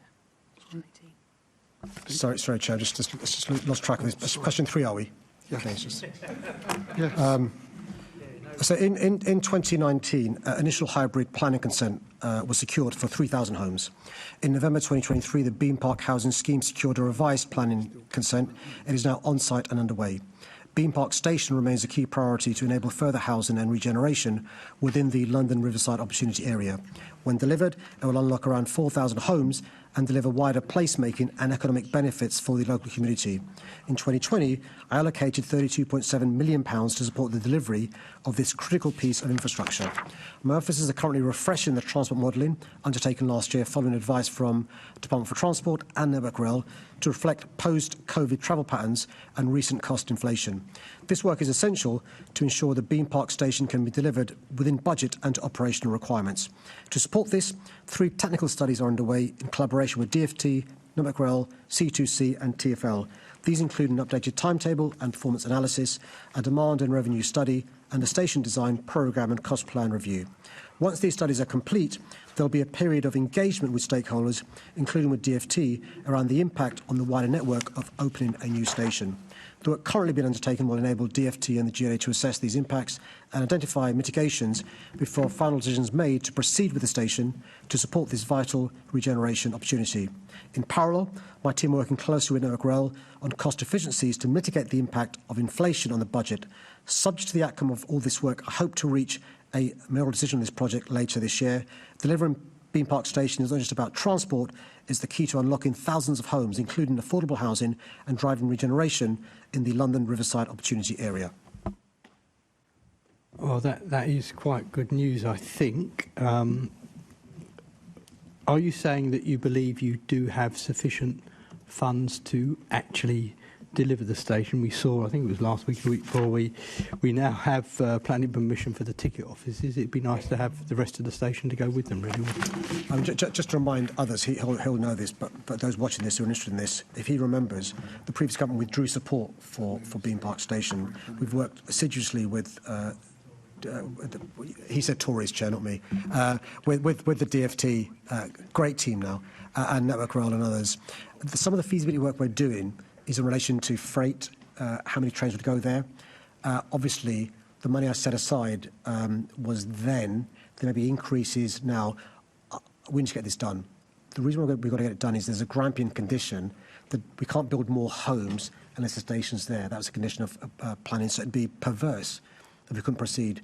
I'm hopeful we can get there. I'll make sure he's kept informed, even if it's offline, about progress, because I know there's lots of interest locally in this issue.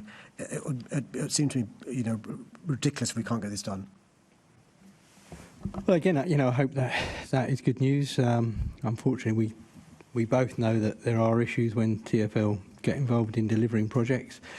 Can I just move it on to the SL12 route? And could you consider, rather than it terminating in Rainham, as it currently intended to, could that be extended to serve Beam Park as well? And certainly, on a temporary basis, that would help to alleviate issues, and that would then give people from Beam Park direct access to Queen's Hospital. Chair, I'm always more than happy when the member makes suggestions to look into them, because they're often very sensible. So he will know the 174, 287, 365 serves Beam Park, but if there's another bus service, the SL12, that can serve them, let me take that away. Thank you very much. We now move to the next question in the name of Assembly Member Russell. Thank you for your question. Reducing road danger is not just a moral obligation, it's central to creating a city where people feel confident to walk, cycle and travel sustainably. That's why tackling road danger is central to our transport strategy and why TfL takes decisive action after every serious incident. Since my Vision Zero action plan was launched in 2018, TfL in collaboration with the London Boroughs and the Met Police has delivered real, tangible progress to make London streets safer, and I want to thank the Assembly member for her support on this issue. This includes delivering 20 miles per hour schemes, building safer junctions and new cycleways, and ensuring the highest vision standards for HGVs. The result of these actions is 24% fewer people killed or seriously injured in London in 2024 compared to the 2010-2014 baseline. This is a reduction of 1,162 people injured in that year alone. TfL monitors collisions on its network and focuses investment through its Safe and Healthy Streets programme. TfL also continuously looks at data to identify the most high-risk locations of the network to ensure it makes the most effective interventions. If a fatal collision on the TfL road network does occur, TfL has a dedicated process. This includes carrying out a Go Look See, where TfL officers go to the location to determine whether the location is safe and if any assets need repairing. TfL also has a proactive and comprehensive highway inspection regime. In addition, TfL officers also aim to undertake a site visit with the Met Police Service to observe behaviours of road users and understand the circumstances of the collision. If any initial observations are made which require minor changes, such as additional signage or road markings, these are actioned. These steps ensure that TfL can learn from any tragic incidents and take measures to improve safety. TfL will also await the outcome of any police investigation before bringing forward any significant proposals for the location. Speed is the single most important factor in the likelihood and severity of a collision, with collision data showing that the faster a vehicle is travelling, the more likely a collision and the more severe an injury will be. That's why 267 kilometres of TfL's road network is now covered by 20 miles per hour, delivered through its Lowering Speeds programme. TfL is also committed to supporting people impacted by incidents on London's road with its long-term road victim support service and the Zero Hope line. I'm pleased that the government's now published their road safety strategy, and this will be followed up shortly by TfL's Vision Zero action plan. Thank you, Mr Mayor, and I want to pick up on behaviour. On Monday, I visited Kenworthy Road in Hackney, where Harry Webb, a 27-year-old music student, was hit and killed by a driver doing more than 50 miles an hour in a 20 mph speed limit. This was just over 2 years ago. Kenworthy Road has heavy traffic, bleak, high-speed roads at each end, speeding north to Stansted and south towards Blackwall Tunnel. There are streets like this all across London. Given the expense and length of time taken to physically transform hostile roads like this, will your Vision Zero Action Plan 2 include plans to address the culture of unsafe driving in London? Which I also met Harry's parents with Caroline, and it's thought-provoking and demands we take action. In relation to Kenworthy Road, I think we need to do better than just deliver a crossing, so we're doing work in relation to this. I know she's being kept abreast of progress there. Can I take away her challenge about culture and how we can change culture? She'll have heard, hopefully, on the radio and elsewhere some of the things TfL are trying to do to change and make people aware, particularly drivers and so forth. So let's take away what more we can do to change culture. But again, any ideas she's got, TfL, when it comes to the partnership work she's doing, more than happy to work with her about these sorts of issues. Yeah, I think what's really important is that these roads are made safe for the communities that are living alongside them, and that they're not just treated like motorways for people passing through. The communities remember the people who die in their local streets, and sometimes it just feels like TfL has almost forgotten them. So we just need real action to make a shift on here. But I need to, yeah. I would just push back that TfL's rejected their views and stuff. That's a bit unfair. I mean, TfL,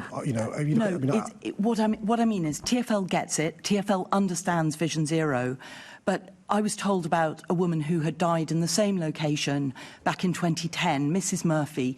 Her name is still remembered by people living nearby where Harry Webb was also killed. It is, there is trauma on our streets, and I'm just trying to express the urgency for us to take real action. Thank you. No, can I thank the member for the work she does with us on this issue? Thank you. Assembly Member Mahima. Thank you, Chair, and Happy New Year, Mayor Khan. I just wanted to follow on off the back of Assembly Member Russell's question to you with specific reference to Kenworthy Road and that particular part of Hackney Wick. So I have, in the last couple of years, had a fair bit of casework, including, and so TfL have been very good to undertake site visits and really, and just to say those, the walkabouts that were conducted were at the request of local residents, primarily to talk about some of the issues that Assembly Member Russell has mentioned and some solutions. So there has been some support and some sympathy from TfL, but I really do echo Assembly Member Russell's point about timeliness of some of those responses. So I think in one particular case, 2 years out, some traffic calming, which I think would have really mitigated some of the issues you've raised, and full sympathies to Harry's family, but that action still hasn't happened. So I would just really want to see a shortening of that time between residents kind of raising issues and those solutions being put in place. There's still a consultation waiting to be started, for example, 2 years on. Chair, can I thank the member for her assiduous campaign on this particular issue in her patch? She'll be aware there have been initial measures designed and there's been a road safety review undertaken, but it's taken too long. And she's right. I mean, Harry was killed in 2023. Can I take this away in terms of how we can expedite this, taking on board the concerns local residents have articulated both to her and to Assembly Russell? And can I undertake to get back in touch with both of you in relation to an update progress? And again, when you meet bereaved families, it's a privilege, but it also demands that we take action sooner rather than later. So let me take this away. Okay, just let's give you an update of the progress we're making so far. We are making some progress. We've got the next questions that have been withdrawn, just for your notes, is budget in the name of Krupa Sharani. That's been withdrawn. Funding of transport projects, Neil Garrett, has been withdrawn. And I understand further Conservatives, the question in the name of Andrew Boff on car clubs has been withdrawn, as well as a house building under Assembly Member Lord Bailey. So let's plough on. Our next question to deal with is tackling theft. Assembly Member Ahmed. Can I thank the member for her question? I'm determined to do more to tackle theft in London, including mobile phone theft. And I know it's one of the crimes Londoners are most concerned about. When a phone is stolen, it's not just the loss of a device. People lose precious photographs, important messages and vital contacts. While there was a rise in theft-based crime following the pandemic and the years that followed, without being complacent or satisfied, recent data shows that focused action is beginning to deliver results. The Met's most recent figures for theft from a person and personal robbery show that in the 12 months to November 2025, the number of offences were down by 10.9% and 15.1% respectively compared to the same period the previous year. Boosted by record investment from City Hall, the Met has been taking action and has strengthened its response by developing focused operations in hotspot locations across London where theft is most prevalent. This intelligence-led approach, supported by visible patrols at peak times, has helped to disrupt offending and target prolific criminals. Last year, the Met conducted the largest operation of its kind in UK history to tackle mobile phone theft, Operation Reckoning. Officers disrupted a major criminal network suspected to have smuggled up to 40,000 stolen phones from the UK to China, and I was able to see firsthand how the Met are going after the leaders of international smuggling gangs, as well as street thieves fueling this industrial-scale crime. The Met's also seized 2,500 e-bikes and e-scooters as part of a crackdown on criminals using these high-speed cycles to snatch mobile phones and commit robberies. The Met will continue to spearhead targeted police work. From City Hall, MOPAC convenes the Reducing Robbery Partnerships, which brings together the Met, local authorities, the Home Office, British Transport Police and other partners to coordinate robbery prevention. MOPAC also represents London at the Home Office's Phone Theft Working Group. But there's no doubt the police cannot do this work alone. Criminals are making millions by repurposing stolen phones and selling them abroad. It's simply too easy and too profitable. That's why I continue to work with the government, the police and mobile phone companies to push them to go harder and faster in designing out phone theft by making any stolen devices unusable. Thank you, Mr Mayor. And Operation Reckoning has had a positive impact on my own constituency in Lambeth and Southwark, and I've seen the results of that myself. Just with regard to designing out mobile phone theft, so as we know, nobody steals a phone usually because of the phone. They certainly wouldn't steal mine. It's a bit too battered. It is for the data. And you've talked often about the conversations that you're having with mobile phone companies. Can you tell us how that's proceeding, please?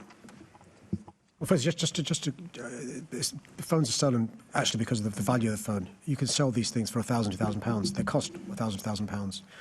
And the reason why you can sell them for decent sums of money is because you can use them. And, the Operation Reckoning, some of the work that I saw were dozens of thieves and robbers on the streets, and it worked up a pyramid to them being exported once they were stolen. A very sophisticated operation from a serious organised criminal group. So it's happened on an industrial scale because phones have become more valuable. That's one of the reasons you've seen a massive increase in phone thefts across all the cities, main cities in Europe. So when you say designing out crime, there are things that we think the phone companies can be doing. Yes, we'll carry on doing more on enforcement. But think about car stereos. In yesteryear, it was common for windows to be popped, car stereos to be stolen and taken away. Work with manufacturers, we now have in the dashboard stereos, they can't be taken out. Tom-toms used to be stolen. Again, building in sat-navs has designed out that crime. Well, we think there's things phone companies can do. One, have a kill switch. So if I report my phone is stolen, that phone can no longer be used by the operator or the phone company killing that phone. So there's no point stealing it. Or denying access to the cloud if the phone's not being used by the original registered user. Or having a visible number plate on the phone so you can check whether that phone's yours, it's been stolen, and so forth. And so we are persuading these companies to do a lot more because we think they've got a responsibility to help us make stolen phones useless. At the moment, they're not useless. They're worth a lot of money. Thank you, Mr Mayor. Could you tell us whether you think that mobile phone theft should be classified as a crime in its own right, to give us an idea of the level of thefts across the UK? I've not given that much thought, but I mean, a lot of the personal robberies taking place in London are of mobile phones. A lot of the personal theft taking place in London are of mobile phones. Actually, the criminal law is adequate to deal with somebody who tries to steal your phone or does steal your phone. So there's no, for the purposes of charge and prosecution, I don't think it makes a big difference. It may make a difference in terms of knowing how bad the problem is. But again, without speaking to the police about the impact on, how easy is it to input it being a phone being stolen or something else. And so I'm not sure is the answer. I'm more than happy to take it away and ask MOPAC to speak to the police about this. Thank you, Mr Mayor. Thank you, Chair.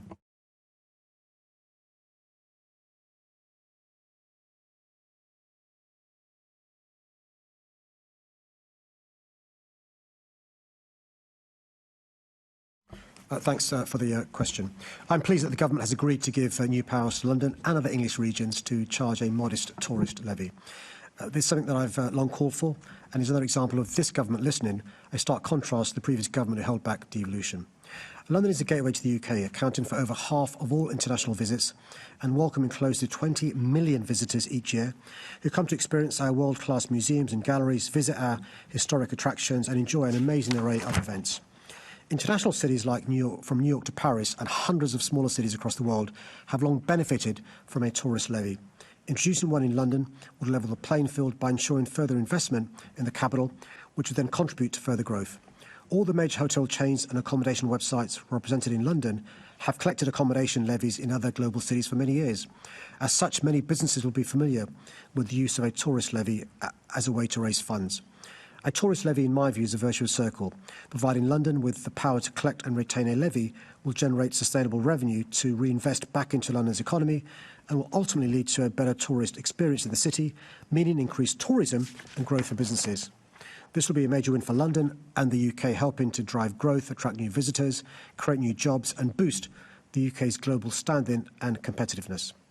The government's formal consultation on the levy will close next month, and I encourage all London stakeholders to submit their own responses. It's worth saying that we already work closely with the hospitality and cultural sector, and my team is in regular contact with key stakeholders across the sector on this issue. Once the government set out their response to the consultation, we'll outline our plans for consulting more formally with the sector and more widely with London's businesses and local authorities as we develop our plans for the levy in London. Happy New Year, Mr Mayor, and congratulations on securing this new tourism levy for London, and really welcome in terms of the confirmation that you've just given there in terms of further consultation beyond the government's one that's happening at the moment in terms of with the sector and with other key stakeholders. Now, if I was comparing, as an analogy, using website names to compare your approach to tourism with the Tory one, yours would certainly be visitlondon.com, where it was, we've already heard today, the Tories are very much confused.com. Under your predecessor and under one of your previous competitors, Lord Bailey and, of course, Boris Johnson, they, in their manifestos, set out that they wanted to support a tourism levy, and we've heard from them this morning that they actually seem to now oppose it. If their approach was a suitcase, it would be a suitcase full of flip-flops, wouldn't it? But on the other hand, what we... I know that they love my questions. So, on the other hand, what we've seen earlier today, look, the reality is, under your leadership, since 2016, London has been a top three destination year after year after year. In November, London was voted the best city to live and work in, and of course, on TripAdvisor, again for this year, best city in the world to visit. So, look, Mr Mayor, how will the tourism levy support the hospitality sector, protect jobs and create growth? Well, I mean, the member's right to remind us all. I mean, some try and talk down our city for political gain, and shame on them to talk down our capital city. He's right to talk up our city. Why would a tourist, a visitor, an investor, a student come here if they believe the nonsense spewed by some who hate our capital city? So he's right to remind us of the objective, independent plaudits we've received from a number of independent organisations. We are the tourist capital of the world. We can't be complacent. And that's why a tourism levy is so important, because we've got to make sure we understand there's competition. You may choose to look at another city on a website to go to, and if you've seen nonsense comments about how terrible City A is versus City B, you'll choose City B. And so we've got to invest, not just in terms of talking about city, but in terms of public realm, in terms of those parts of our city where tourists don't currently go. So we're going to work with the boroughs about what we can do to encourage more tourism there as well. The key thing is to speak to those in the industry, those in tourism, those with hospitality, what we can do to increase the offer and what we can do to make London even more enticing for tourists going forward. Thank you, Mr Mayor. And in October, when I asked you on this question, on the question of the tourism tax, you said you liked my optimism. When I asked you in October about the tourism tax, you said that you liked my optimism. What reasons are there for Londoners to be optimistic about tourism levy coming in? Well, he was talking up this before it had been agreed by the government, which is why I was a bit nervous, and he was a bit optimistic about the possibility of us having this. We've now got it, so you're allowed to be optimistic about us getting the tourism levy because the government's now consulting. I think it's very important that we listen to the response to the consultation. We'll do our own consultation to work with various parts of this sector. But I'm really confident, because if you think we're number one and we're the only city, in that sort of league table that's not got a tourism levy, imagine the enhancement we can give with a tourist levy. But also it gives us certainty going forward about revenue streams, which is really important when it comes to investing in big infrastructure that will help tourists come here, but also mean their experience is a better one. Thank you very much.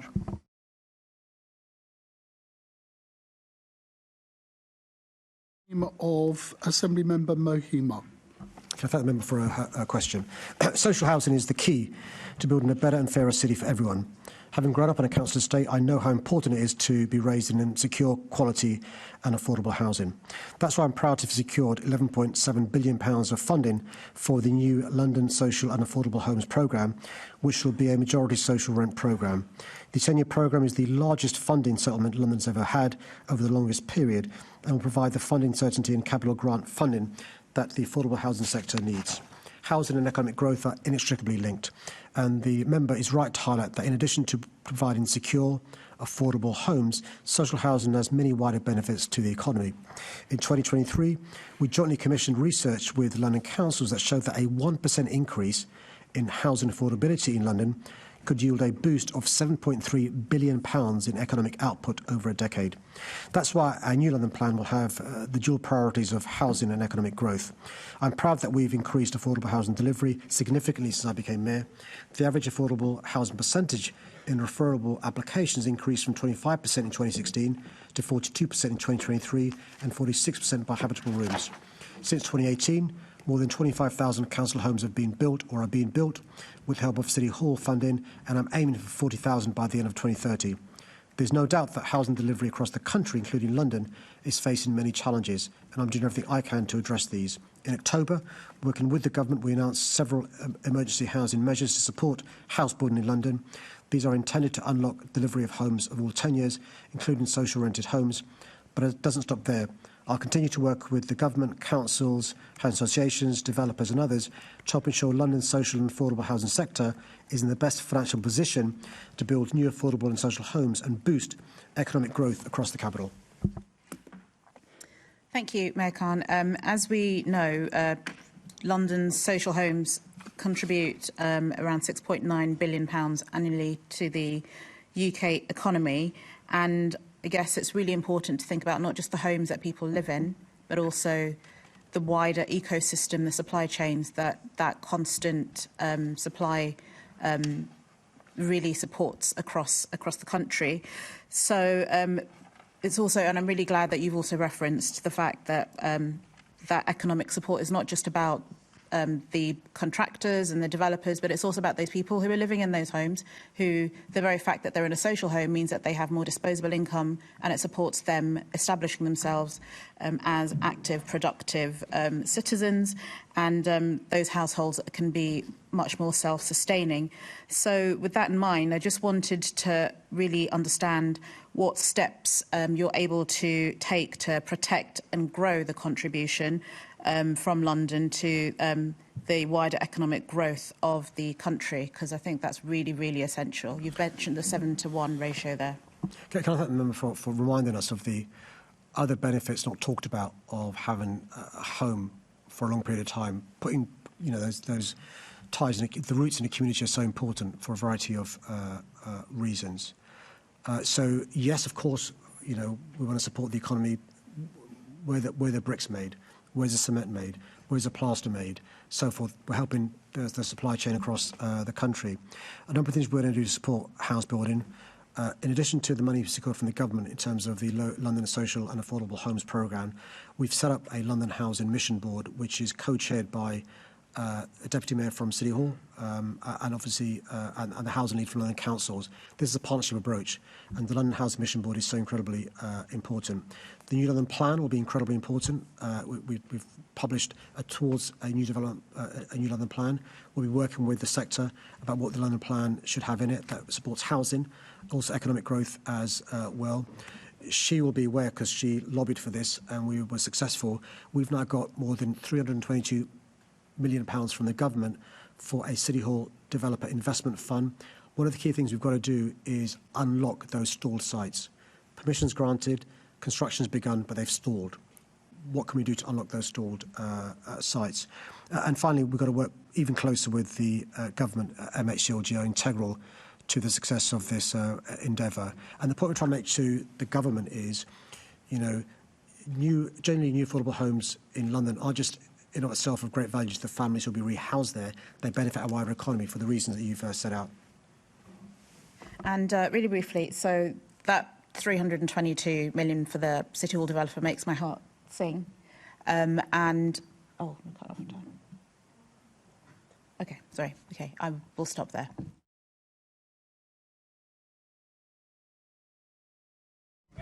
The next question is the name of Assembly Member James Small Edwards. For that number is a question. The New London Plan will aim to provide additional clarity and certainty to developers to help support delivery on small sites. While this will benefit all developers by providing a clearer and more navigable planning process, it should particularly support small and medium-sized developers, given their funding models can be most at risk to unexpected costs and delays, and they can find the planning system more complex to navigate. I'm aware of research that shows that the amount of development carried out by small and medium-sized builders has reduced in recent years. One option that the London Plan team is exploring is the development of a London-wide small site design code. This option was highlighted in the Towards a New London Plan consultation in June last year, and it could be one way to help provide greater certainty through the planning process for different types of small sites developments. The City Hall team are also exploring how mid-rise development can be further encouraged and supported across London. This type of development should play a key role in helping to optimise the use of land and deliver the housing London needs in a sustainable way. With this in mind, the team is looking at how best the new London Plan can provide greater clarity about that sort of development. These options aim to complement work that has already been undertaken to support small site development via our Small Sites, Small Builders programme, and this programme helps to activate development on small sites and funds due diligence to de-risk small sites. It also provides public landowners with a proportionate approach to competitive disposal of such sites to smaller builders. Thank you very much, Mr Mayor, and Happy New Year. As you said, in the UK and London, housing delivery can often be dominated by quite a small number of large house builders. And so with that greater planning certainty that design codes could potentially provide, do you agree with me that that could help more small and medium-sized house builders to enter the market and hopefully increase the overall number of homes that we're building? Well, look, can I thank him for being a champion for small builders in London. We've listened to what they're saying. One of the things they're saying is that the importance of clarity and certainty. He'll be aware from the meetings he has is the worst thing in the world is to spend a lot of time on a project as a small builder and then don't get permission, don't make progress. And so the advice we've received is a design code rather than design guidance is important. It's really important also that councils understand the importance of supporting small builders. So we're more than happy for London boroughs to be able to refine any such codes at a local level, and that's one of the reasons why this process this year is so important, because we want to be supporting small builders, particularly building those small sites. Yeah, and I think, like you say, getting it down to that local level is important, because I think it then ensures that the houses that are coming forward are acceptable to local people. So you don't get a situation where there's pushback once those houses start going up. Another change that's come through, which will affect the London Plan and house building in London, is the government's NPPF changes, which are out for consultation at the minute, with suggestions of a default yes within 800 metres of train stations at minimum densities. Do you welcome this change, and are you going to make an assessment of how many homes that could potentially unlock in London? I think it's a potential game changer when you, particularly when you add in, on top of this, the new powers around MDOs that we could have as well. I mean, if there's good public transport, that means your ability to build homes, good quality homes, at high densities increase, but also you don't need to be as worried as you would otherwise about car park spaces and so forth.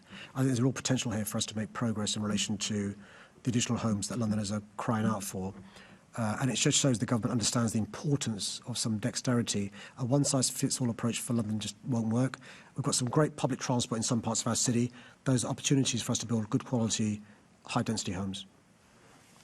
I think it's the case around quite a number of Elizabeth line stations as well. Thank you very much, Mr Mayor. Thank you, Chair. OK, I'd like to propose that the Assembly now adjourn to 10 minutes just for a comfort break and return at the 11:56, Chair. 11:56, where we'll continue with the remaining business on the agenda. Are the Assembly members content? In agreement? I shouldn't say content. Thank you.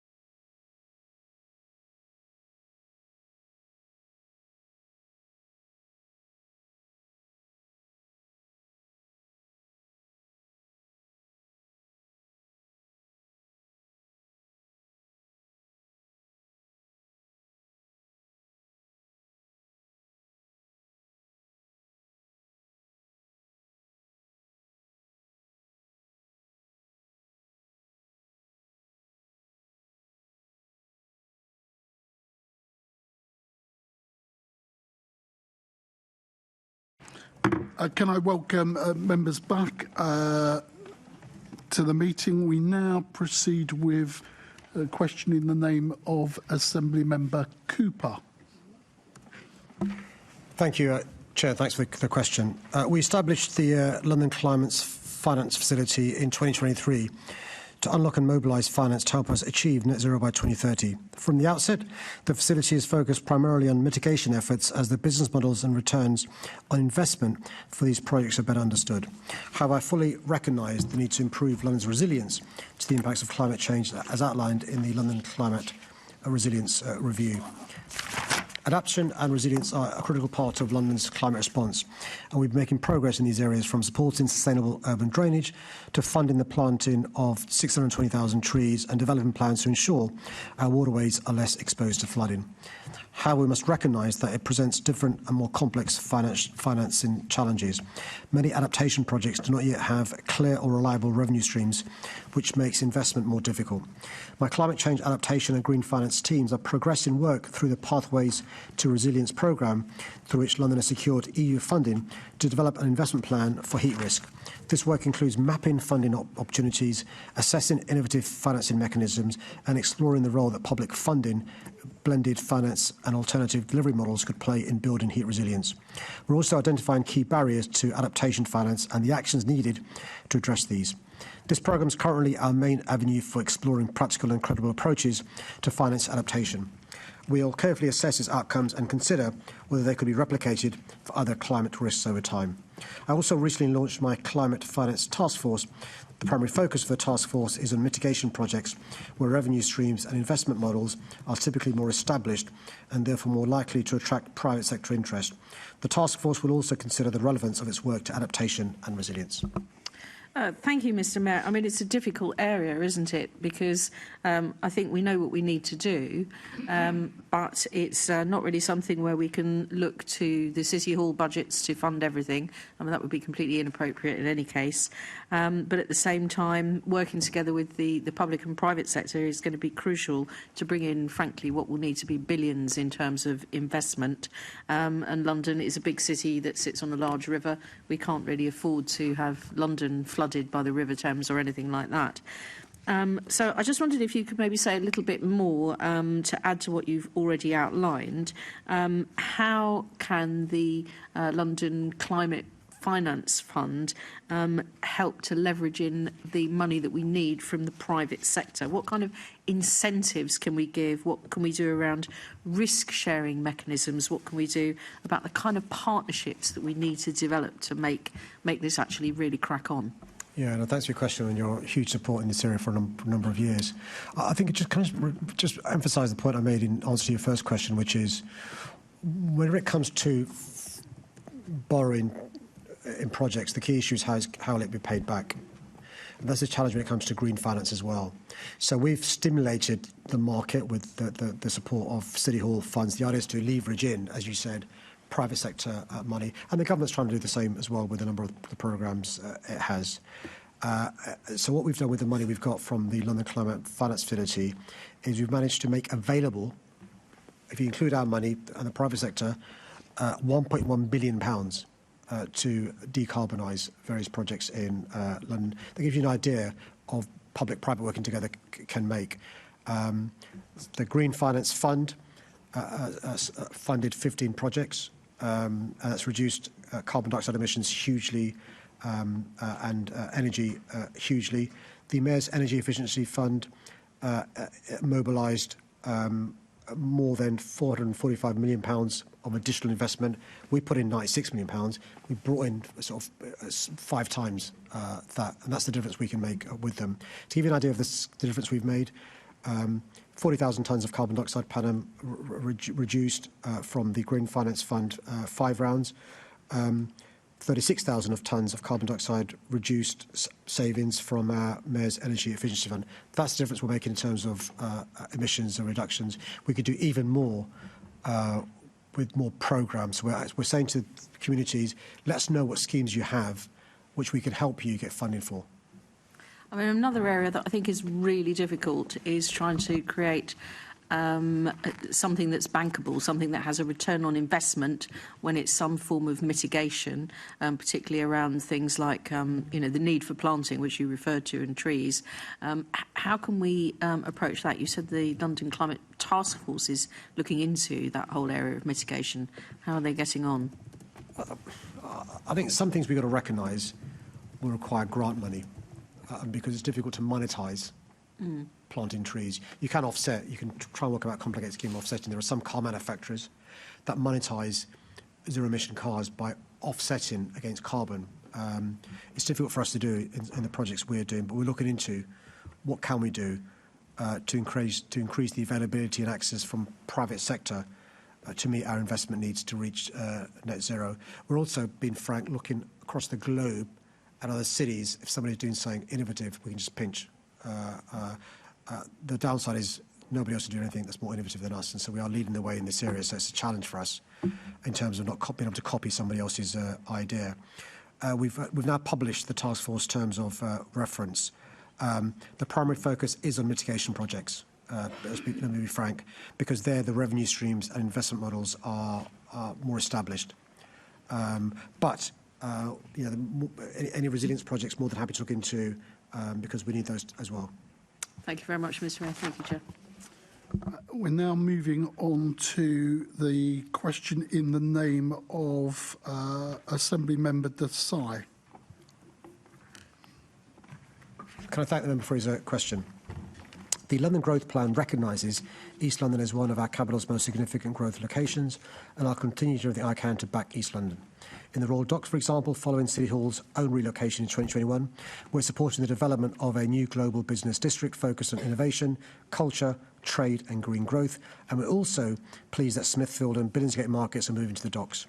At the Queen Elizabeth Olympic Park, we're building on the legacy of the Olympics to attract further investment into culture, sports and education, from the development of East Bank to the success of ABBA Voyage, drawing visitors, talent and investment opportunities into East London.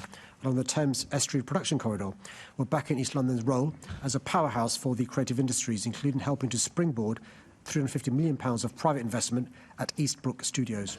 And East London continues to be a globally competitive business location, as demonstrated by JP Morgan Chase's plans for a new headquarters in Canary Wharf and Visa's announcement to relocate the European headquarters there.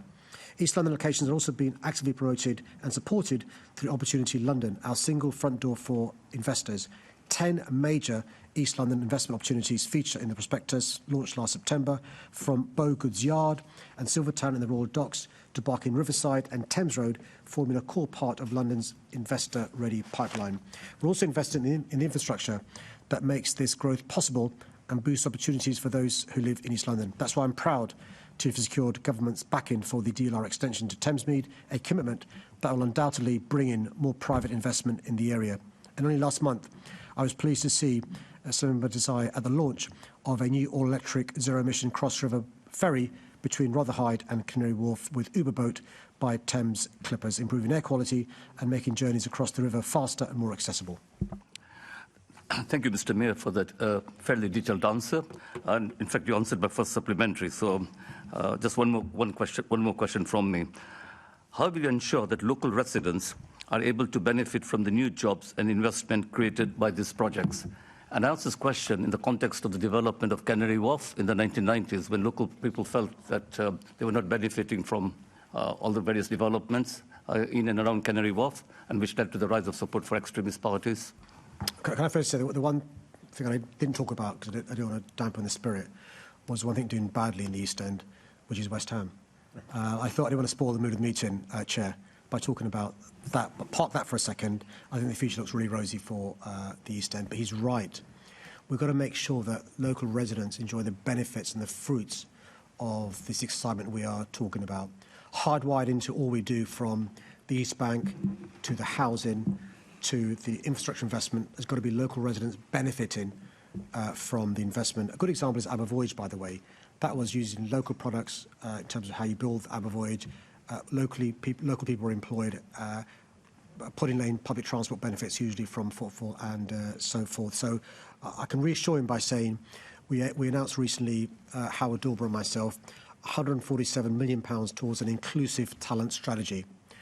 And that will be targeted towards those parts of our city where there are underserved communities who aren't fulfilling their potential, to give them the skills they need for the jobs being created in our city. And one of the themes of my speech tonight in relation to AI is how we turn what is a potential challenge into an opportunity by training up people into how we can use AI to ensure that we can create jobs that people like those in East London can benefit from. It's so important that we don't repeat the mistakes of the past where people felt like a spaceship has landed and they don't see the benefits of that spaceship. We'll make sure people see the benefits of investment in the East End.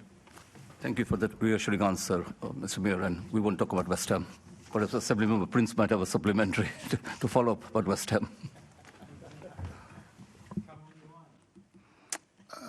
We're now moving to the next question in the name of Assembly Member Bakari. Thanks for your question, as ever.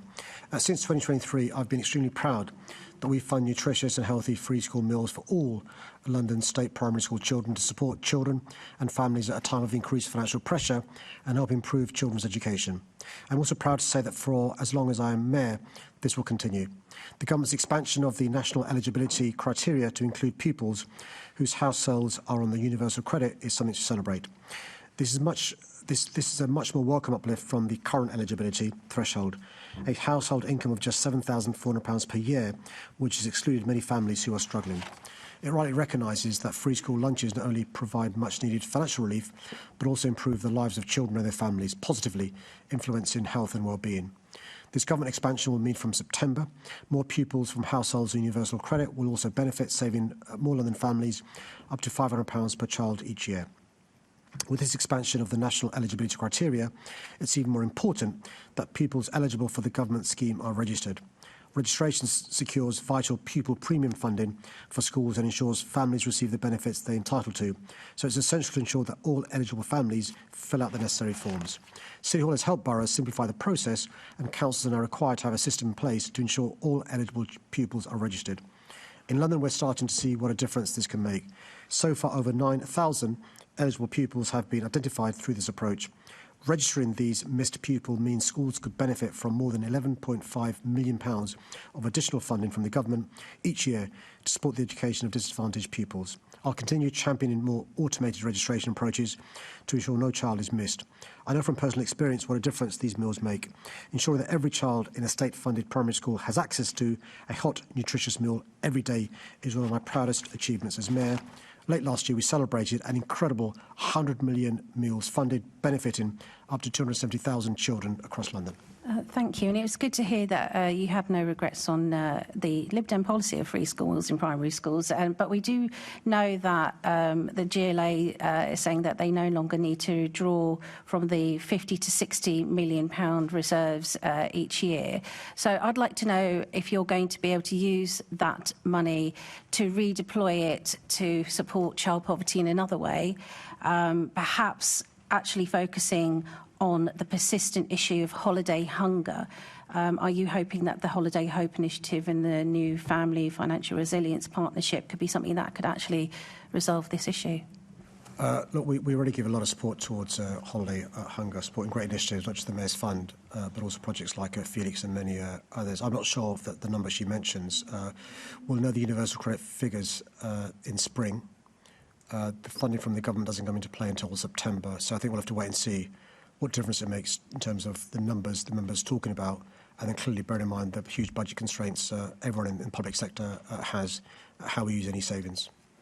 And will you make sure that you will be consulting the team on this? The CFO, when they were questioned about how you're going to be using your reserve funds, didn't have pretty much any idea of what you were planning to do. So what's your thinking in terms of how you're going to be approaching this and making sure that that team is fully consulted?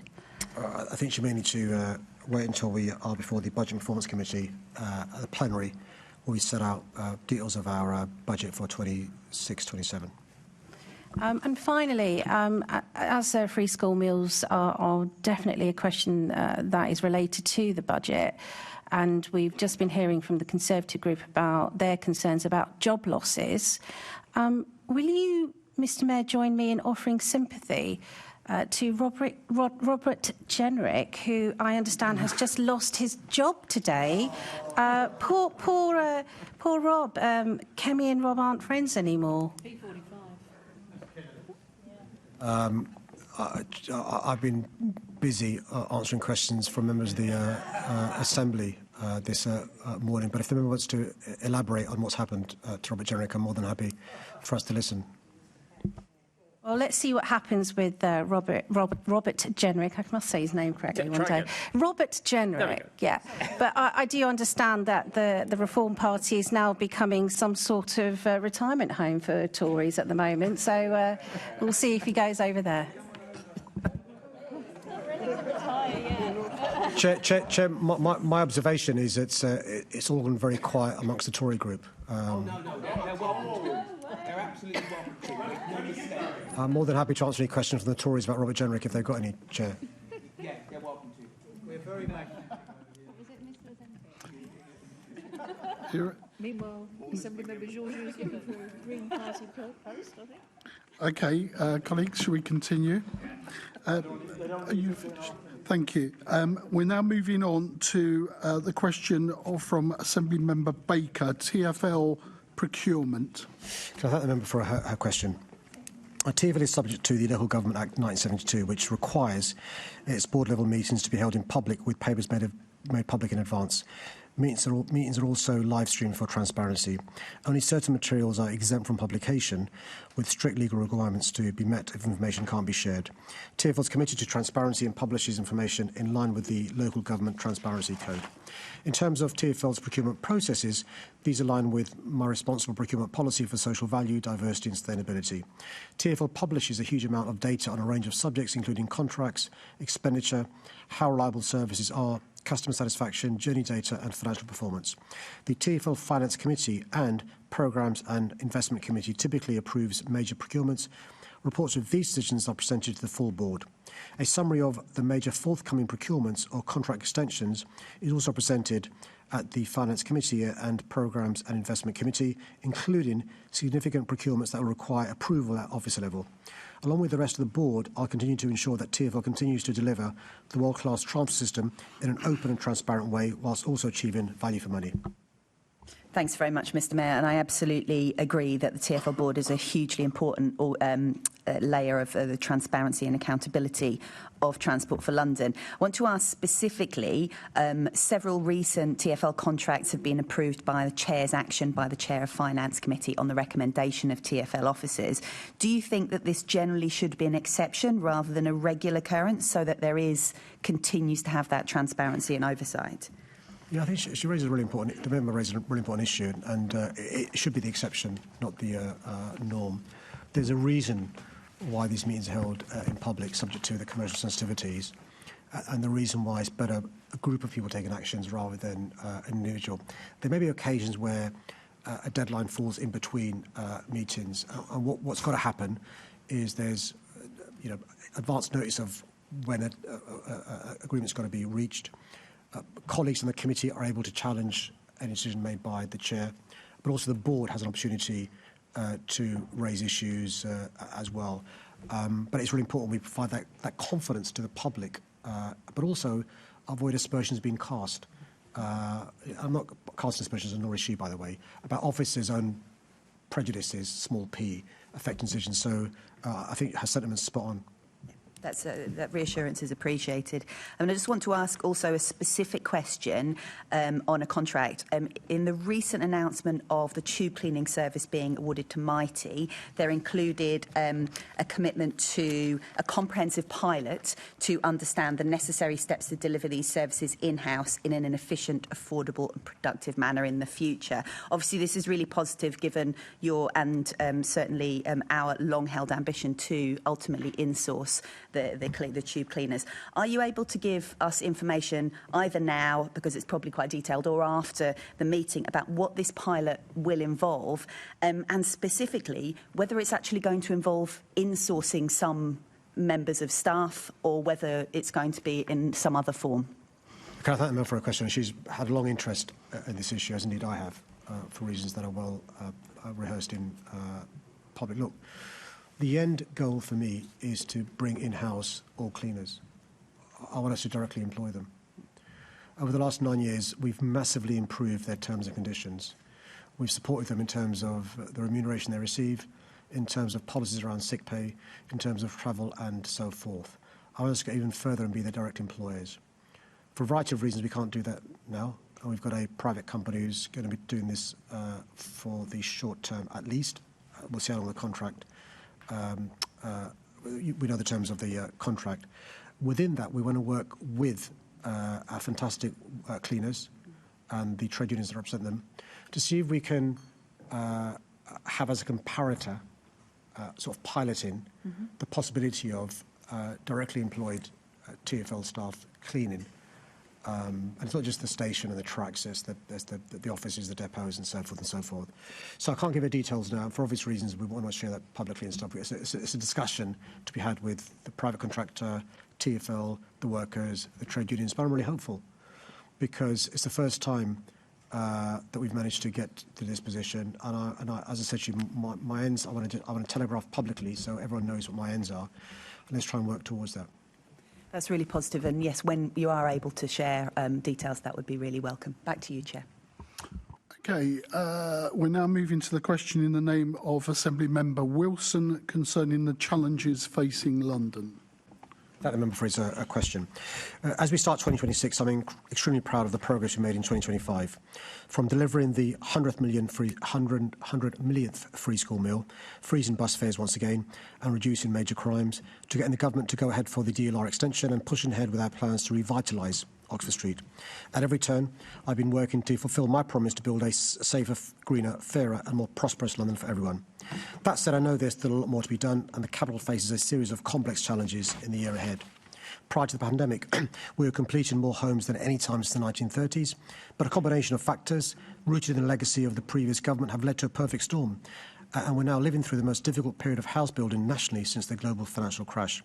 But I'm determined to rise to this challenge. Last year we secured a record £11.7 billion in government funding for social and affordable homes in London, and millions more for a new City Hall Developer Investment Fund designed to unlock stalled development so we can get on with delivering the homes Londoners desperately need. This year we'll also be working to build on the significant progress we've made in reducing crime. Last year we broke records, with London seeing the lowest murder rates since records began per capita, the fewest murders of those aged under 25 this century, and the fewest teenage homicides in almost 3 decades. Our homicide rate is lower than New York, Paris, Berlin, Brussels, Milan, Toronto and every US state, and violent crime rates are lower in London than any city in the UK. According to the ONS, you're less likely to be a victim of violence in London than the rest of England and Wales. These impressive results vindicate our approach by doubling investment in the Met Police Service from City Hall and funding over 500,000 targeted interventions to stay young Londoners away from crime and towards positive opportunities. We've been able to dramatically drive down violence in our city. This is an inconvenient truth for those who have taken to talking down our city at every turn. Taking on these irresponsible politicians and commentators who spread lies and sow division for their own political gain will also be a key challenge for our city in the year to come. Thank you, Mr Mayor, and can I take this opportunity to wish you a Happy New Year as well. You've missed out 1 or 2 key challenges there, so with your indulgence I'd like to raise them. Firstly, it's a shame that Assembly Member Turrell's question was withdrawn because throughout the Budget and Performance Committee meetings that we've just been sitting through in the last couple of weeks, every functional body has effectively confirmed that they're not in a position to meet your 2030, your artificial 2030 net zero target, and yet your consolidated climate budget for this year racks up to a staggering £1.2 billion. Now, I appreciate some of that's revenue, some of that's capital. So my question is, of that capital, how much is borrowed? What is the cost of interest on that? So how much are you adding to London's mortgage to shoot for a target which everybody knows you're not going to meet? Chair, can I, with your indulgence, give some examples why this question is so ridiculous? If a bus operator contracted with TfL decides, because the life of a bus has come to an end, to replace his retrofitted diesel bus with a zero-emission bus, that is a decision taken by the bus operator that reduces carbon emissions. That is a cost, but it's not an additional addage to, inverted commas, the mortgage you are talking about. If it is the case that when it comes to replacing the bulbs on a bus shelter on a main road, TfL decides to replace that bulb with an LED bulb that reduces carbon emissions, but is not, as the member suggests, an additional burden to Londoners. And I can give many other examples where when the natural life or something comes to an end, by replacing it with something that's energy efficient and reduces carbons makes huge sense. When a huge council estate is renewing its heating, rather than replacing that heating with big industrial gas pumps, if they're replaced with air heat pumps, reduces carbon emissions, but also supports us in relation to a number of other projects as well. Electric charging points in London. We have more than 27,000, which is a great service for those Londoners with an electric car. Helps reduce carbon emissions as well. When it comes to retrofitting buildings... I was asking for an overall number. If that's not something that you've got in front of you right now, perhaps that's something that I could have in writing at a future date. But moving on, another huge challenge, which you didn't mention in your initial response, is the state of our economy. It's flatlining. And the fact that earlier on today, everyone seems to be jumping for joy at 0.3% growth just underpins exactly what a terrible situation we're in. And we know the root cause of that is Rachel Reeves' disastrous budget. It's the national insurance hike. It's rising unemployment in every month since that budget. And it's entrepreneurs fleeing London faster than any other major city apart from Moscow. Hospitality being decimated, which I know Assembly Member Best is very, very passionate about. So at what point, when we go through this chaos, this shambles of this government and this Chancellor, at what point will you be telling the Prime Minister to call time on Rachel Reeves' catastrophic mismanagement of the economy? Well, I mean, Chair, it's worth reminding colleagues that up until the global financial crash, on average, our economy has grown by 2%. Notwithstanding austerity in 2010, some small progress made. But the big hemorrhaging of our economy in terms of growth or lack thereof happened after Brexit. And in his long list, I'm astonished he didn't mention Brexit in terms of one of the consequences of us now not being part of a single market. Our nearest trading partner is so important. There is no successful economy in the world that doesn't do the most trade with its neighbours. It's common sense. And this rupture has caused big problems to our economy. The good news is the growth plan we published last year, the London Growth Plan, twinned with the inclusive talent strategy. We think over the course of the next 10 years, we can grow our economy in London more than it's been the case since Brexit. And we will need some government support, but he's right to remind us about the difference entrepreneurs make for the better. I'm a pro-business mayor. I get upset when I'm told businesses are leaving London. I tell you what, talking down London doesn't make it more likely they're going to stay. It makes it more likely they're going to leave. And he's got to stop talking down London, particularly when he's telling lies about London. Well, no, well, our capital city is a great city. I don't know why he's always talking it down. I'm glad in a way that you did mention that, because that, of course, is the most significant challenge that we have right now, and heading into what's going to be a very important year for London and for elections in London.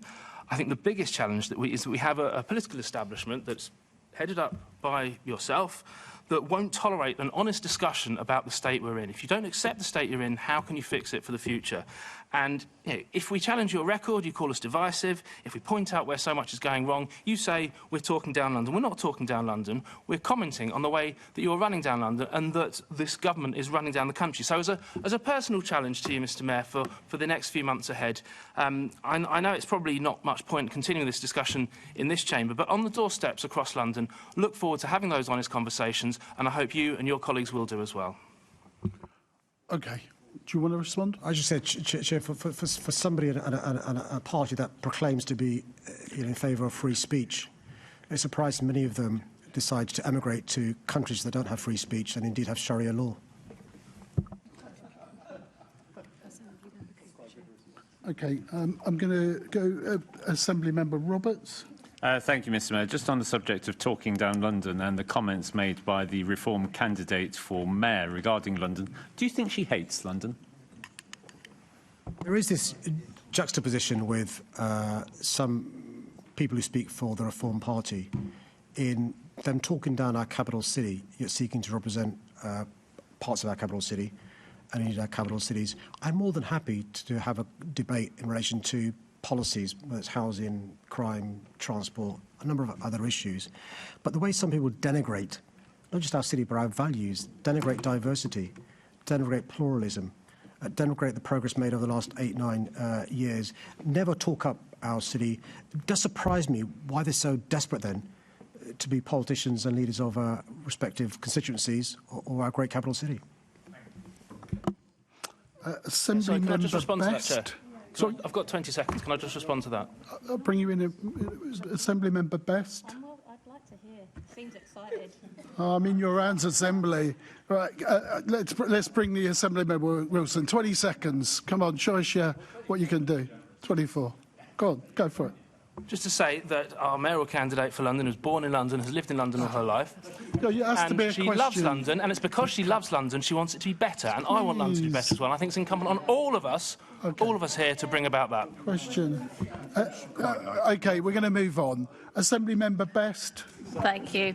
Mr Mayor, with all due respect, I think the biggest challenge Londoners may face in 2026 is getting the truth out of you. And it begins again with that statistic you try to quote around knife crime. The fact of the matter is there is 172 knife crimes per 100,000 people in London. The next nearest one is the West Midlands, where it's 142. And for the average in England and Wales, it's 83. So please stop giving these dodgy statistics to Londoners and stop repeating the lie that because we call you out, we don't love London. Of course we all love London. That's why we're here. That's why we pay these exuberant prices. That's why we put up with you being mayor, because we love this city. And you know that despite the failures on housing, public transport and roads, one of the biggest things that people feel is crime. And when you're reading out those statistics, what you fail to mention is that surveys with YouGov have shown that 25% of Londoners wouldn't even report their bike or phone being stolen. So what are you going to do to make sure people have more confidence in reporting theft to the police? I'm really concerned about high-volume crime in our capital city. I'm particularly concerned around personal theft, personal robbery, shoplifting, but also violence against women and girls. That's one of the reasons why I've been so angry. Our police service has been hollowed out by 14 years' worth of cuts. That's why I'm so angry that the conditions that lead to crime occurring, without excusing it, deprivation, poverty, alienation, lack of opportunities, have been exacerbated by 14 years' worth of austerity. It doesn't work when the first time we're losing offices is under this government. Please continue, Mr Mayor. It's one of the reasons why from City Hall we've more than doubled investment in our police service. By the way, the previous mayor cut by more than £350 million supports police service by not increasing police precept as he was able to do so. We're also supporting the police in terms of neighbourhood teams, so important in terms of personal robbery and personal theft. But she's right that one of the reasons people don't report crime is they've got no confidence that action will be taken. And that's why the police have said to shopkeepers and to people who are victims of crime, please report it. Over the last year, they've doubled the police team in the West End. That's led to a massive reduction in thefts, but also greater confidence amongst those shopkeepers who are now working with the police to reduce crime further, sharing CCTV data they weren't in the past, even reporting it without sharing it. And we've got to bear down more on this high-volume crime. It is affecting people's quality of life and perceptions. OK, let's move on to Assembly Member Polanski. Thank you, Chair. When Reform attack action on the climate crisis, how much of the £2.3 million that they've taken in donations from 2019 to 2024 from oil and gas companies, climate-denying companies, do you think is paying them to make these kind of statements? I think it's really important for us to have transparency in how politicians are funded. And I think when you see vested interests, paying donations to politicians who sometimes parrot lines we know the vested interests, the polluters, believe in, it should raise questions about their motivation. Are they speaking what they're speaking because they love the city, they love the country, they believe in what they're saying? Or are they speaking it because there are strings attached to the support that these vested interests will provide politicians? And it is really important that we ask questions about the motivation of some of the anti-patriotic garbage that comes from these politicians' minds, but also their failure to recognise the man-made climate crisis, the failure to recognise these chicks coming home to roost in London with flash floods, with heat waves, and with excess deaths in summer because of those heat waves and in winter because of the challenge we have then. Thank you, Chair. Assembly Member Cooper. Thank you, Chair. Mr Mayor, you're the third Mayor of London. The first two only served for 8 years. You're just coming up for 10 years now.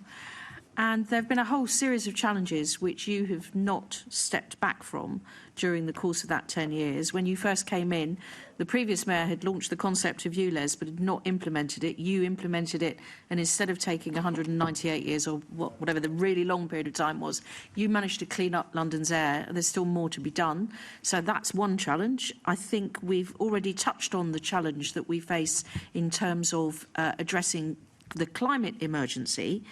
But we also need to look at inward investment, which you've promoted the entire time. The previous mayor also set up London and Partners, which has been instrumental in helping us with that global investment and also visitors from overseas as well as students.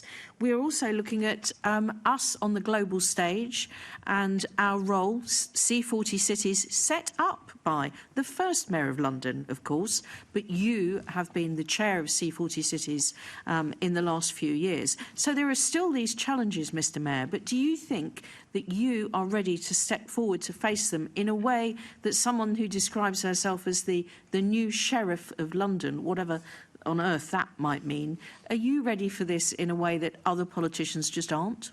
Look, can I remember phrasing, reminding me of some of the challenges we faced over the last 9 years together and how we responded to those challenges. And that's the London spirit.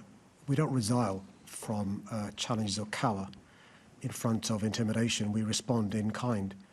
And it's one of the reasons why we are, on a number of metrics, the greatest city in the world.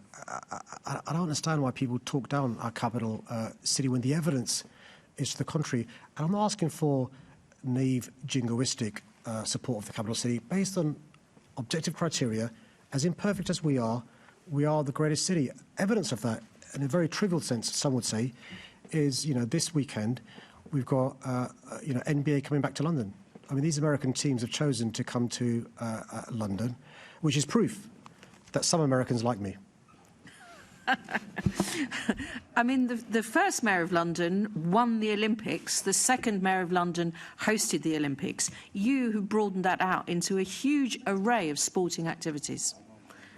Because I see the benefits of sports to our capital. Look, one of the points that Umesh raised was about how the East End can benefit from the investment. That goes to sports as well. So the NBA aren't just coming on Sunday. We persuade them to invest in grassroots, and they're doing. The American football doesn't just come to London. They invest in grassroots, so we benefit as well. The same goes with baseball. And it's really important for ordinary Londoners to benefit from these elite sports that we bring to London. And so I'm passionate about making sure that all Londoners, enjoy the fruits of us being the greatest city in the world. Talking down London is going to undermine all of this work, is it not? Well, human nature. If you talk down anything, it could be a sports team, it could be a business, it could be a capital city, it could be a country.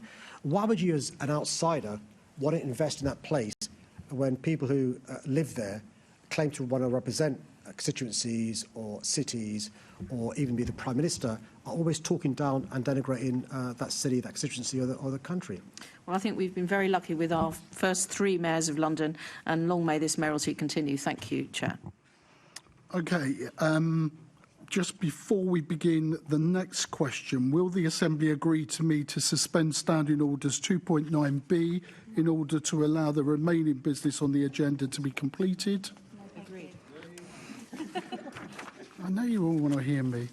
We're now moving to the next question, which is in my name, so we're about to go on the clock, and it's regarding men's mental health.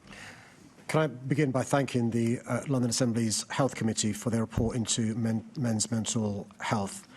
I'd also like to commend the committee for ensuring that men with lived experience were placed at the heart of the report, and for obvious reasons, this is personal to me. In our Health Inequality Strategy Implementation Plan, I set out that I'd continue to help ensure that mental health is valued and protected as much as physical health, and I remain committed to working with partners to strengthen support for mental health. Through the London Mental Health Strategy and the London Mental Health Board, we're taking a London-wide partnership-led approach that brings together the NHS, the GLA, boroughs, integrated care boards, employers and voluntary organisations. A key focus of the work is to reduce stigma and improve access to services. Through my support for Thrive London, we've invested in campaigns and resources that encourage Londoners to seek help. This included improving signposting and expanding digital support offers. Addressing men's mental health is important. Suicide remains one of the leading causes of death for men under 50, and we must work collectively to change this. Since launching the Zero Suicide London campaign alongside partners in 2019, I'm proud that over 470,000 Londoners have taken the training and learnt how to spot the signs of someone in crisis and help ensure that no life is lost to suicide. I stand firm in my commitment to working with partners to strengthen support for men's mental health so that we create a city where men feel comfortable talking about everyday challenges and can access the right support when they need it. And is, in general, one of the key challenges facing this area of work is about the stigma. It's still a key barrier preventing men from accessing treatment and support services. In my London Assembly, Greenwich and Lewisham constituency, we're very fortunate to have an organisation that's in the chamber, Deborah Ewby Trust, that provides a range of mental health support services, including a new project called Men's Connect, a new experimental talking group for men. What more can we do in terms of tackling the stigma issues and connect men with those services that are available? Well, can I commend the Deborah Ewby Trust team? I had the privilege of meeting some of them during the break, and we talked about the stigma, particularly for men, talking about these challenges. I've got nothing but praise for Prince William and Prince Harry for talking about the challenges they faced. Alistair Campbell, more recently Anthony Joshua, talking about the bereavement of two of his closest friends in a road traffic accident in Nigeria. My concern is sometimes when men talk about it, they're criticised or chastised or called weak. I remember when I talked about my mental ill health, a Conservative member asking whether I should have maybe stepped back and resigned as the mayor rather than carrying on with the job. What confidence does that give others to talk about their mental health when that sort of language is being used when I talk about my mental ill health? So I think as a society, there are things we can do. By the way, not all mental health needs to be medicalised. There are things we can do sometimes to help colleagues with mental ill health that is not necessarily medication or going to cost the NHS a huge sum of money. We're supporting the provision of apps. We're supporting groups to provide support. It's got to start early, though. And one of the things that impressed me talking to colleagues from the Deborah Ewby Trust was their recognition you've got to start in primary school. Incredibly important to start young. So boys have more confidence talking about their feelings. When you ask somebody, how are you? You ask again, no, how are you, in case people would give a knee-jerk response. It is a big blight, I think, when we say the biggest cause of death, one of the biggest causes of death for men under 50 is suicide. Thank you very much, Mr Mayor. Can I just turn very quickly to another issue relating to younger adults who are unable to work due to their mental health issues. This is some work that's been done by our Health Committee as well. Are you working with government to improve mental health for young people so that they can rejoin that labour market? What more, or what's the plans in the coming years? Well, we've got really good engagement now with the Department for Work and Pensions, who are leaders in this area. I met recently with the Secretary of State, Pat McFadden, who has now commissioned Alan Milburn to do some work in relation to youth unemployment and underemployment as well. I was really pleased the government gave us some support in terms of a Trailblazer, Get Britain Working Trailblazer, which is looking into those in needs, not in education, employment or training, and how to get them back into work with the right support. And actually, we all know that work gives us confidence, it gives us self-esteem, it raises our morale. And those who aren't working because of ill health, often their mental ill health has been exacerbated. So there's a win-win here. You get them into work, which means they're working, paying taxes, national insurance, contributing to their family's well-being, but also their mental health improves as well. So it's really important we work with the government, work with the NHS, work with partners to try and address this issue. Starting young is important if you can talk about it without necessarily medicalising it. It means we know what the issue is. Some GPs are doing some great work around social prescribing, really important. That can help people get back into work by being mentally fit. And it's really important to recognise, actually, one of the ways we can, deal with the issue of those who are economically inactive, those who are unemployed because of ill health, is by giving more provision to this important area. Thank you very much, Mr. Mayor. Can we stop the clock for me? Thank you. We're now going back into the main agenda. We're now going on to a question in the name of Assembly Member Polanski. Support from the GLA for the lowest paid in London. Thank the member for his question. I'm focused on supporting Londoners to increase their earnings through fair pay, get better quality jobs and keep their everyday costs down. The London Growth Plan and Inclusive Talent Strategy were published last year and set out my ambition to boost the income of the lowest earning 20% of Londoners by 20% by 2035 through the development of more better quality, better paid jobs and better access to skills training. This is on top of the existing work we've been doing to support low-paid Londoners. I continue to work closely with the Living Wage Foundation to increase the number of London living wage employers. Since I was elected, I'm proud that the living wage rate has increased by 57%, from £9.40 to £14.80, while the number of accredited employers has increased sevenfold to over 4,300, putting over £1 billion into the pockets of working Londoners. This means each year, 150,000 Londoners receive a pay rise when the new rates introduced. I introduced my Good Work Standard in 2019. More than 330,000 Londoners are now employed by Good Work Standard accredited employers, benefiting from fair pay and better conditions. In 2024-2025, more than 24,000 low-paid Londoners accessed fully funded courses thanks to flexibilities I introduced to widen access to more Londoners through the Adult Skills Fund. These courses help Londoners retrain, upskill or change sectors, supporting progression into better paid work, particularly in growth sectors. The London Learner Survey shows those in employment saw a 9% income increase after completing their course. I also help fund adult education providers to support low-paid learners with their transport and childcare costs. My income maximisation programme targets support to Londoners experienced or at risk of financial hardship, including low-paid work. And since April 2022, it's helped over 120,000 Londoners and generated over £19 million in additional annual income. My Employment Rights Hub provides guidance about rights at work and is targeted to those in low-paid or precarious work, including London's migrant population. And this government also agreed to scrap the two-child benefit cap, which I voted against as an MP and have campaigned against for years. This will have a significant impact on the lowest paid across London, with more than 260,000 children benefited. And I'm also bearing down on living costs for Londoners, including keeping transport costs as low as possible and funding free school meals for all state-funded primary school children. Thank you. As you know, people are really struggling. Their rent's up, water bill's up. They dread opening their next energy bill. And it's good to see some of the progress being made, but there's far too many people who are being paid less than minimum wage. Now, the government have been naming and shaming them, but some of these people didn't know their rights, obviously no fault of their own, and some of their pay goes back to 2013 that was incorrect. There's even a council, Havering, that was named. So what work does the GLA do with the list of named employers for government publishers? So we're really pleased the government's, as part of the Employment Rights Act, going to set out a Fair Work Agency. I think and so we're looking forward to the Employment Rights Hub working with the Fair Works Agency in relation to what we can do together in relation to the employers the member is talking about. As part of our procurement policies, we're keen to make sure we, invert commas, reward good behaviour and penalise bad behaviour. And that's one of the reasons for the Good Work Standards and the bronze, silver, gold. But if there's more things the member thinks we can and should be doing, I'm more than happy to listen to those. It is good news, the Employment Rights Act. It really is. We've been calling for some of this stuff for years. And you did say earlier in the session that anyone that the GLA works with in the contract in terms of that it's insourced. But Capita are a TfL contractor who are also named as paying below minimum wage. Does the GLA follow up on reports like these? So, as you'll be aware, a lot of these multinationals have got different structures within them.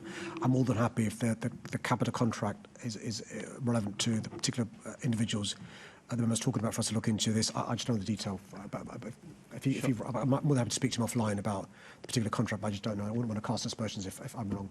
I totally get that. Thank you very much. Thanks, Chair. Okay, let's move on. Question in the name of Assembly Member Clark, Oxford Street Economic Growth. Can I thank the member for her question? The Oxford Street Development Corporation, or OSDC, another acronym because there aren't enough in City Hall, will drive economic growth for London by providing the strategic focus, leadership and long-term planning which is urgently needed for the Oxford Street area. It's worth setting out that Oxford Street is not just a shopping destination. In 2022 alone, notwithstanding its challenges, it contributed an estimated £25 billion to London's economy. That is nearly 5% of the city's global GVA and around 1% of the UK's entire economic output. Each year, it welcomes roughly 120 million visitors, 85% of whom arrive by public transport. The success of Oxford Street is therefore integral for jobs, businesses and for London and the UK's global reputation. It is clear that Oxford Street isn't fulfilling its potential. That is evidenced by reduced spending, rents and footfall, which is only at 57% of the level seen in 2006. The OSDC will bring together experts, businesses, boroughs, TfL and Londoners to take a more coordinated and ambitious approach to growth and improvement. High-quality public spaces, safer streets and more green areas will encourage people to return and spend more time on Oxford Street. Research suggests that such improvements could increase economic output by millions a year, supporting over 780 jobs and up to millions in additional VAT receipts. By creating the right conditions, the OSDC will encourage new retailers and investors to commit to the street. Recent signs of renewed interest from brands and new store openings already show the potential for growth. In short, the OSDC is about unlocking Oxford Street's full economic potential. It's also about creating a safer, cleaner, more attractive and better managed destination that increases footfall, spending and investment. In doing so, it will secure jobs, strengthen London's economy and ensure Oxford Street continues to play its full part in driving the city's economic growth for decades to come. Thank you for that. And just to say how amazing it was to visit with you in September when the roads were closed. I mean, it was brilliant to see that you had sporting opportunities, you had space for additional shopping, you had space to move, and you could really see the potential of that street. I was disappointed, though, that the Conservatives submitted 16 questions on this topic. And despite widespread public support, none of their questions indicated any support for it. So I do think that's a concern in the upcoming council elections. But I think also, just in terms of our role and a new acronym to come to City Hall, the OSDC, how will Assembly members engage with the OSDC to scrutinise its delivery to be sure that we're getting the best for London out of it? Well, one of the reasons for, in my view, decline of Oxford Street is the appalling way the previous Westminster Council failed to manage that really important part of our country, not just our city and that borough. And it's really important that we work to try and understand the importance of this part of London and our country and the enhanced contribution it can make. I know Senator Small Edwards and Senator Clark have skin in the game in relation to this street being in their respective constituencies. Additionally, there are members of Parliament and the two councils as well. One of the things that OSDC will do is do some outreach work with key stakeholders like the politicians I've mentioned. Additionally, with businesses, potential businesses, with other stakeholders, we're keen to make sure that, that this successful project has many parents, and that includes politicians like herself as well. Just additionally, obviously Oxford Street is the way it has been for so long, and it still continues to be, the best shopping street in Europe. But how do you foresee these changes, just instilling that, making it even better, so we can see that TripAdvisor will have it as the #1 high street in the world, in the best city in the world? I mean, just to push back slightly, I'm not sure if everyone would agree it's the best shopping street. Forget Europe, forget the country, maybe even in London, and that's a problem for me, because this should be our nation's high street. And that's one of the reasons why we've set up this development corporation. We want to work collegially with politicians of all parties. We don't think this is a party political issue. We think this is an issue of wanting what's right for this, jewel in our crown. We know from other places around the world where they've pedestrianised the streets, the difference it can make for the better. So we will learn from other parts of the world in terms of what they're doing to make it better, mistakes not to make. It's just worth reminding all of us that in its heyday, Oxford Street wasn't competing with shopping online. In its heyday, Oxford Street wasn't competing with the advent of malls in London and retail parks out of London, quite easy to get to. So it's got to raise its game. I think there's nothing wrong in competition. That should encourage you to raise your game. And one of our objectives will be to raise Oxford Street's game. Thank you. Assembly Member James Small Edwards. Thank you, Chair. Mr Mayor, it's great to see the world-class design team that have been appointed for Oxford Street. I think they've worked on Times Square, worked on George Street in Sydney. Can you just confirm you'd be willing to help facilitate a meeting between myself and them before the public realm design principles are agreed? Absolutely. I'll make sure that's an action, Chair. It was probably going to happen anyway, but I'll make sure it happens because it's really important we use and tap up the expertise that's available, particularly because it's pro bono and free. Thank you, Chair. Okay, then I'm now moving to the question in the name of Assembly Member Cooper, cleaning London's air. Unlike some of the Assembly, I take the challenge of cleaning London's air extremely seriously. As a result of my direct action and in the face of Conservative and Reform opposition, London is now leading the way among global cities on air quality. It's because of our commitment and decisive action that London met the legal limit for nitrogen dioxide in 2024 for the first time. This is nearly 200 years earlier than experts predicted. But I'm not stopping there. We know that there is no safe level of air pollution, so I remain committed to meeting World Health Organization guidelines, which are much more stricter than legal limits. This year, my focus is on delivering the actions set out in our Cleaning London's Air plan. This will include delivering a completely zero-emission bus fleet, a world-leading electric vehicle charging network, and a cleaner taxi fleet. We now have over 27,400 chargers and more than 2,600 zero-emission buses. I'll also help to address emissions from wood burning by supporting awareness campaigns, including Clean Air Night later this month, as well as tackling localised hotspots through my Air Quality Fund. Another key focus is making sure Londoners are informed and empowered. That means delivering the School Filters programme, which, in addition to cleaning the air in thousands of classrooms, will help educate teachers and pupils on the harms of air pollution. Our Air Quality Alerts and Breathe London programme will also continue to give Londoners the tools they need to champion action on air pollution and prevent or reduce their own exposure to poor air quality. Well, thank you very much for your leadership in this area, Mr Mayor, because I think the more that we know about the health impacts of poor air quality, the more dangerous we understand the toxic gases and the small particles getting into our bloodstream, getting into our brain and all of our organs are. Obviously, we're not there yet, as you say. We've still got much to do. One of the things that is concerning me, and it also concerns me in terms of the environmental impact in terms of noise, representing Merton and Wandsworth, is the potential for the expansion of Heathrow to go ahead. Recently, I wrote on behalf of the Environment Committee to the Minister and have had a reply saying that it can only go ahead keeping in line with environmental targets, but I have some concerns about the expansion of Heathrow and the impact on air quality, and I wondered if that's something that you're already discussing with ministers and what can be done to make sure that any expansion, should it go ahead, doesn't undermine the work that's already taken place on improvements. Yeah, the members are right to raise this issue when it comes to the impact on our constituency, but also on air quality.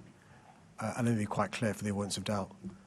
Notwithstanding my support of this government, I'm opposed to their support of a third runway at Heathrow Airport. I'm in favour of a better Heathrow Airport, not a bigger one. And what is ironic is one of the requirements on Heathrow is not to breach air quality standards, and they may be taking advantage of the headroom we've created through the ULEZ and other policies to improve air quality to get them over the line when it comes to a third runway.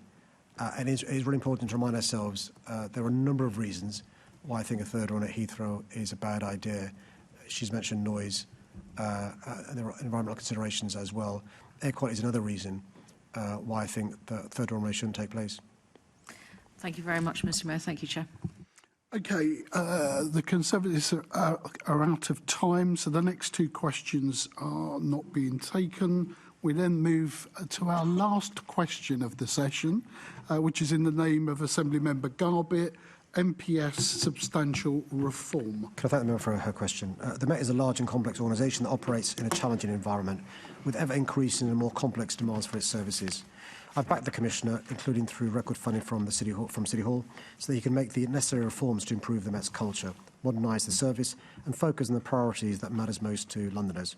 To help drive changes in the Met, I asked for the independent review by Baroness Louise Casey, and now major cultural reform is happening within the Met. That includes commencing the biggest clear-out of rogue police officers and staff in British police in history, with nearly 1,500 individuals exited in the last 3 years. I've also invested nearly £12 million towards the Met's new Leadership Academy to raise standards. An important focus of the new Met for London plans has been on fixing the foundations. This is crucial for the Met to be efficient and effective, one that supports its officers and staff to the best job they can. And again, there have been positive changes such as improved governance and accountability and better quality financial reporting within the Met. I'm pleased that we've made huge strides in bearing down on serious crime in London. Last year we saw the lowest level of homicides recorded since records began on a per capita basis. Homicide victims under 25 were the lowest on record this century, and teenage homicides at their lowest in almost 3 decades. And I've continued to push the Met to focus its resources on areas that matter most to Londoners, such as tackling violence, neighbourhood policing and public protection. These have been reflected in organisational changes and positive outcomes like a 50% increase in police presence in hotspot areas like the West End and over 650 additional officers and staff put into public protection roles, boosting the teams that investigate domestic abuse, rape and sexual offences. However, I'm not complacent and will continue to support and hold the Met Commissioner to account in his ongoing efforts to reform and modernise the Met. I've also appointed Dr Gillian Fairfield to lead an independent review of the progress the Met has made since the Casey Review. This assessment will help the Met to continue to prioritise reform and accelerate change. There is no doubt that the Met has made progress, but still has more to do to improve the service it offers London. Thank you. I really want to talk about radical structural options for the Metropolitan Police and the way that it's structured. So Detective Chief Superintendent Andy Cox at Northamptonshire Police last week said that oversized forces weaken leadership, culture and accountability. And then Andy George, the president of the National Black Association, told the Police and Crime Committee in 2024 that their position would be that the MPS probably needs to be broken up at some point.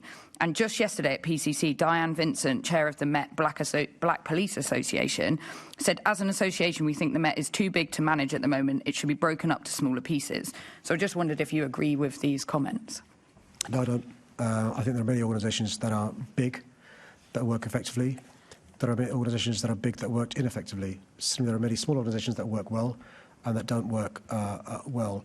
I think we've got a commission that's a reforming commissioner. We're not the finished product yet. There are still big challenges in the Met Police Service.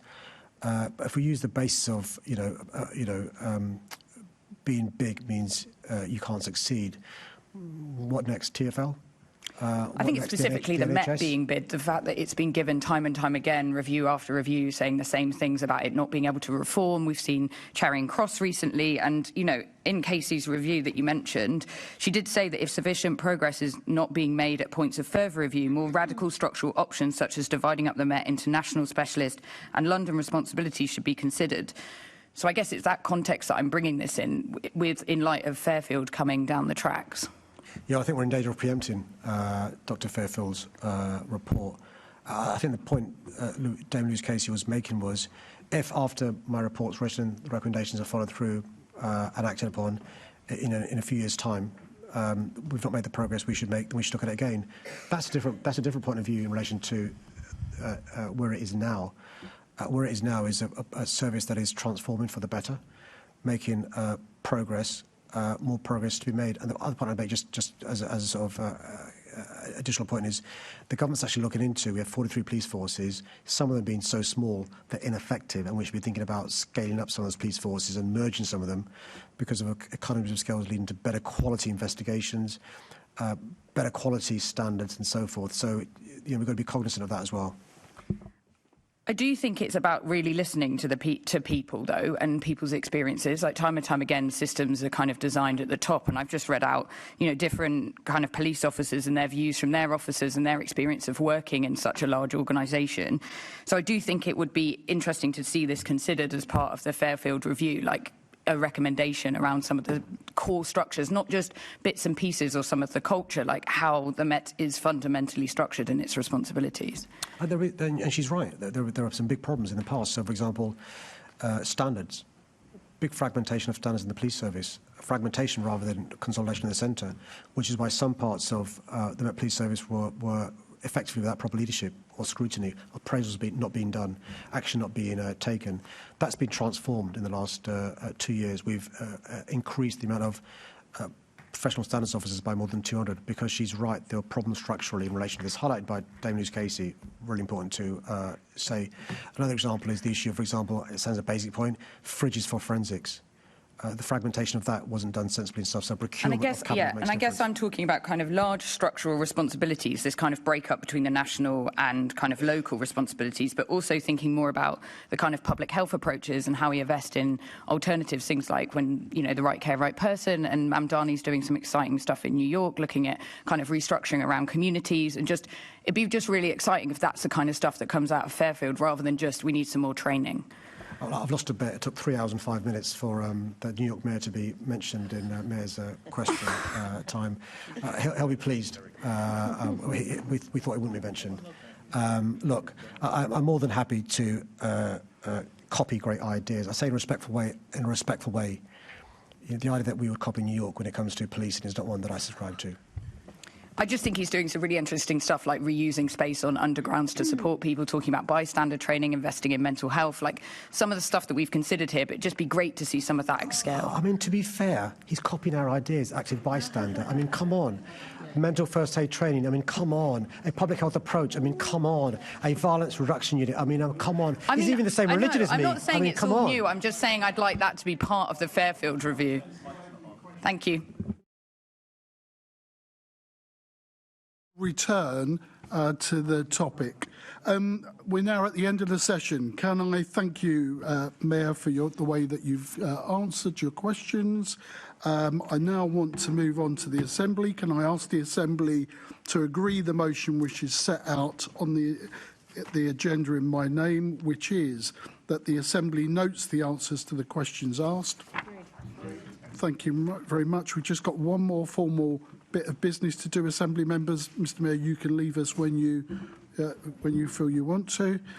Can I ask the Assembly to, this is item 6, can I ask the Assembly to note the recent decisions in respect to confirmation hearings for mayoral appointments, namely the recent action taken by me as Chair in consultation with party group leaders to agree to hold confirmation hearings in relation to the Mayor's proposed appointment of Keith Morgan, CBE, to the office of Chair of the London Legacy Development Corporation, and to ask the candidate to provide a CV and supporting statements.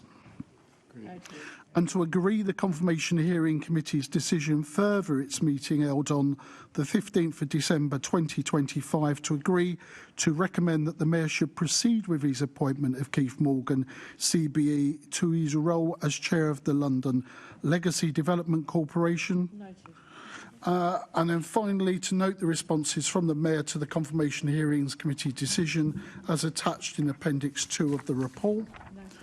Item 7, future Assembly meetings or meetings of the Assembly. Can I ask the Assembly to agree to accept written answers to all questions submitted to the 26th of February 2026 London Assembly Mayor's Question Time meeting under the Mayor's Question Time procedure in order to devote time to discuss the Mayor's final draft consolidated budget of 2026/27?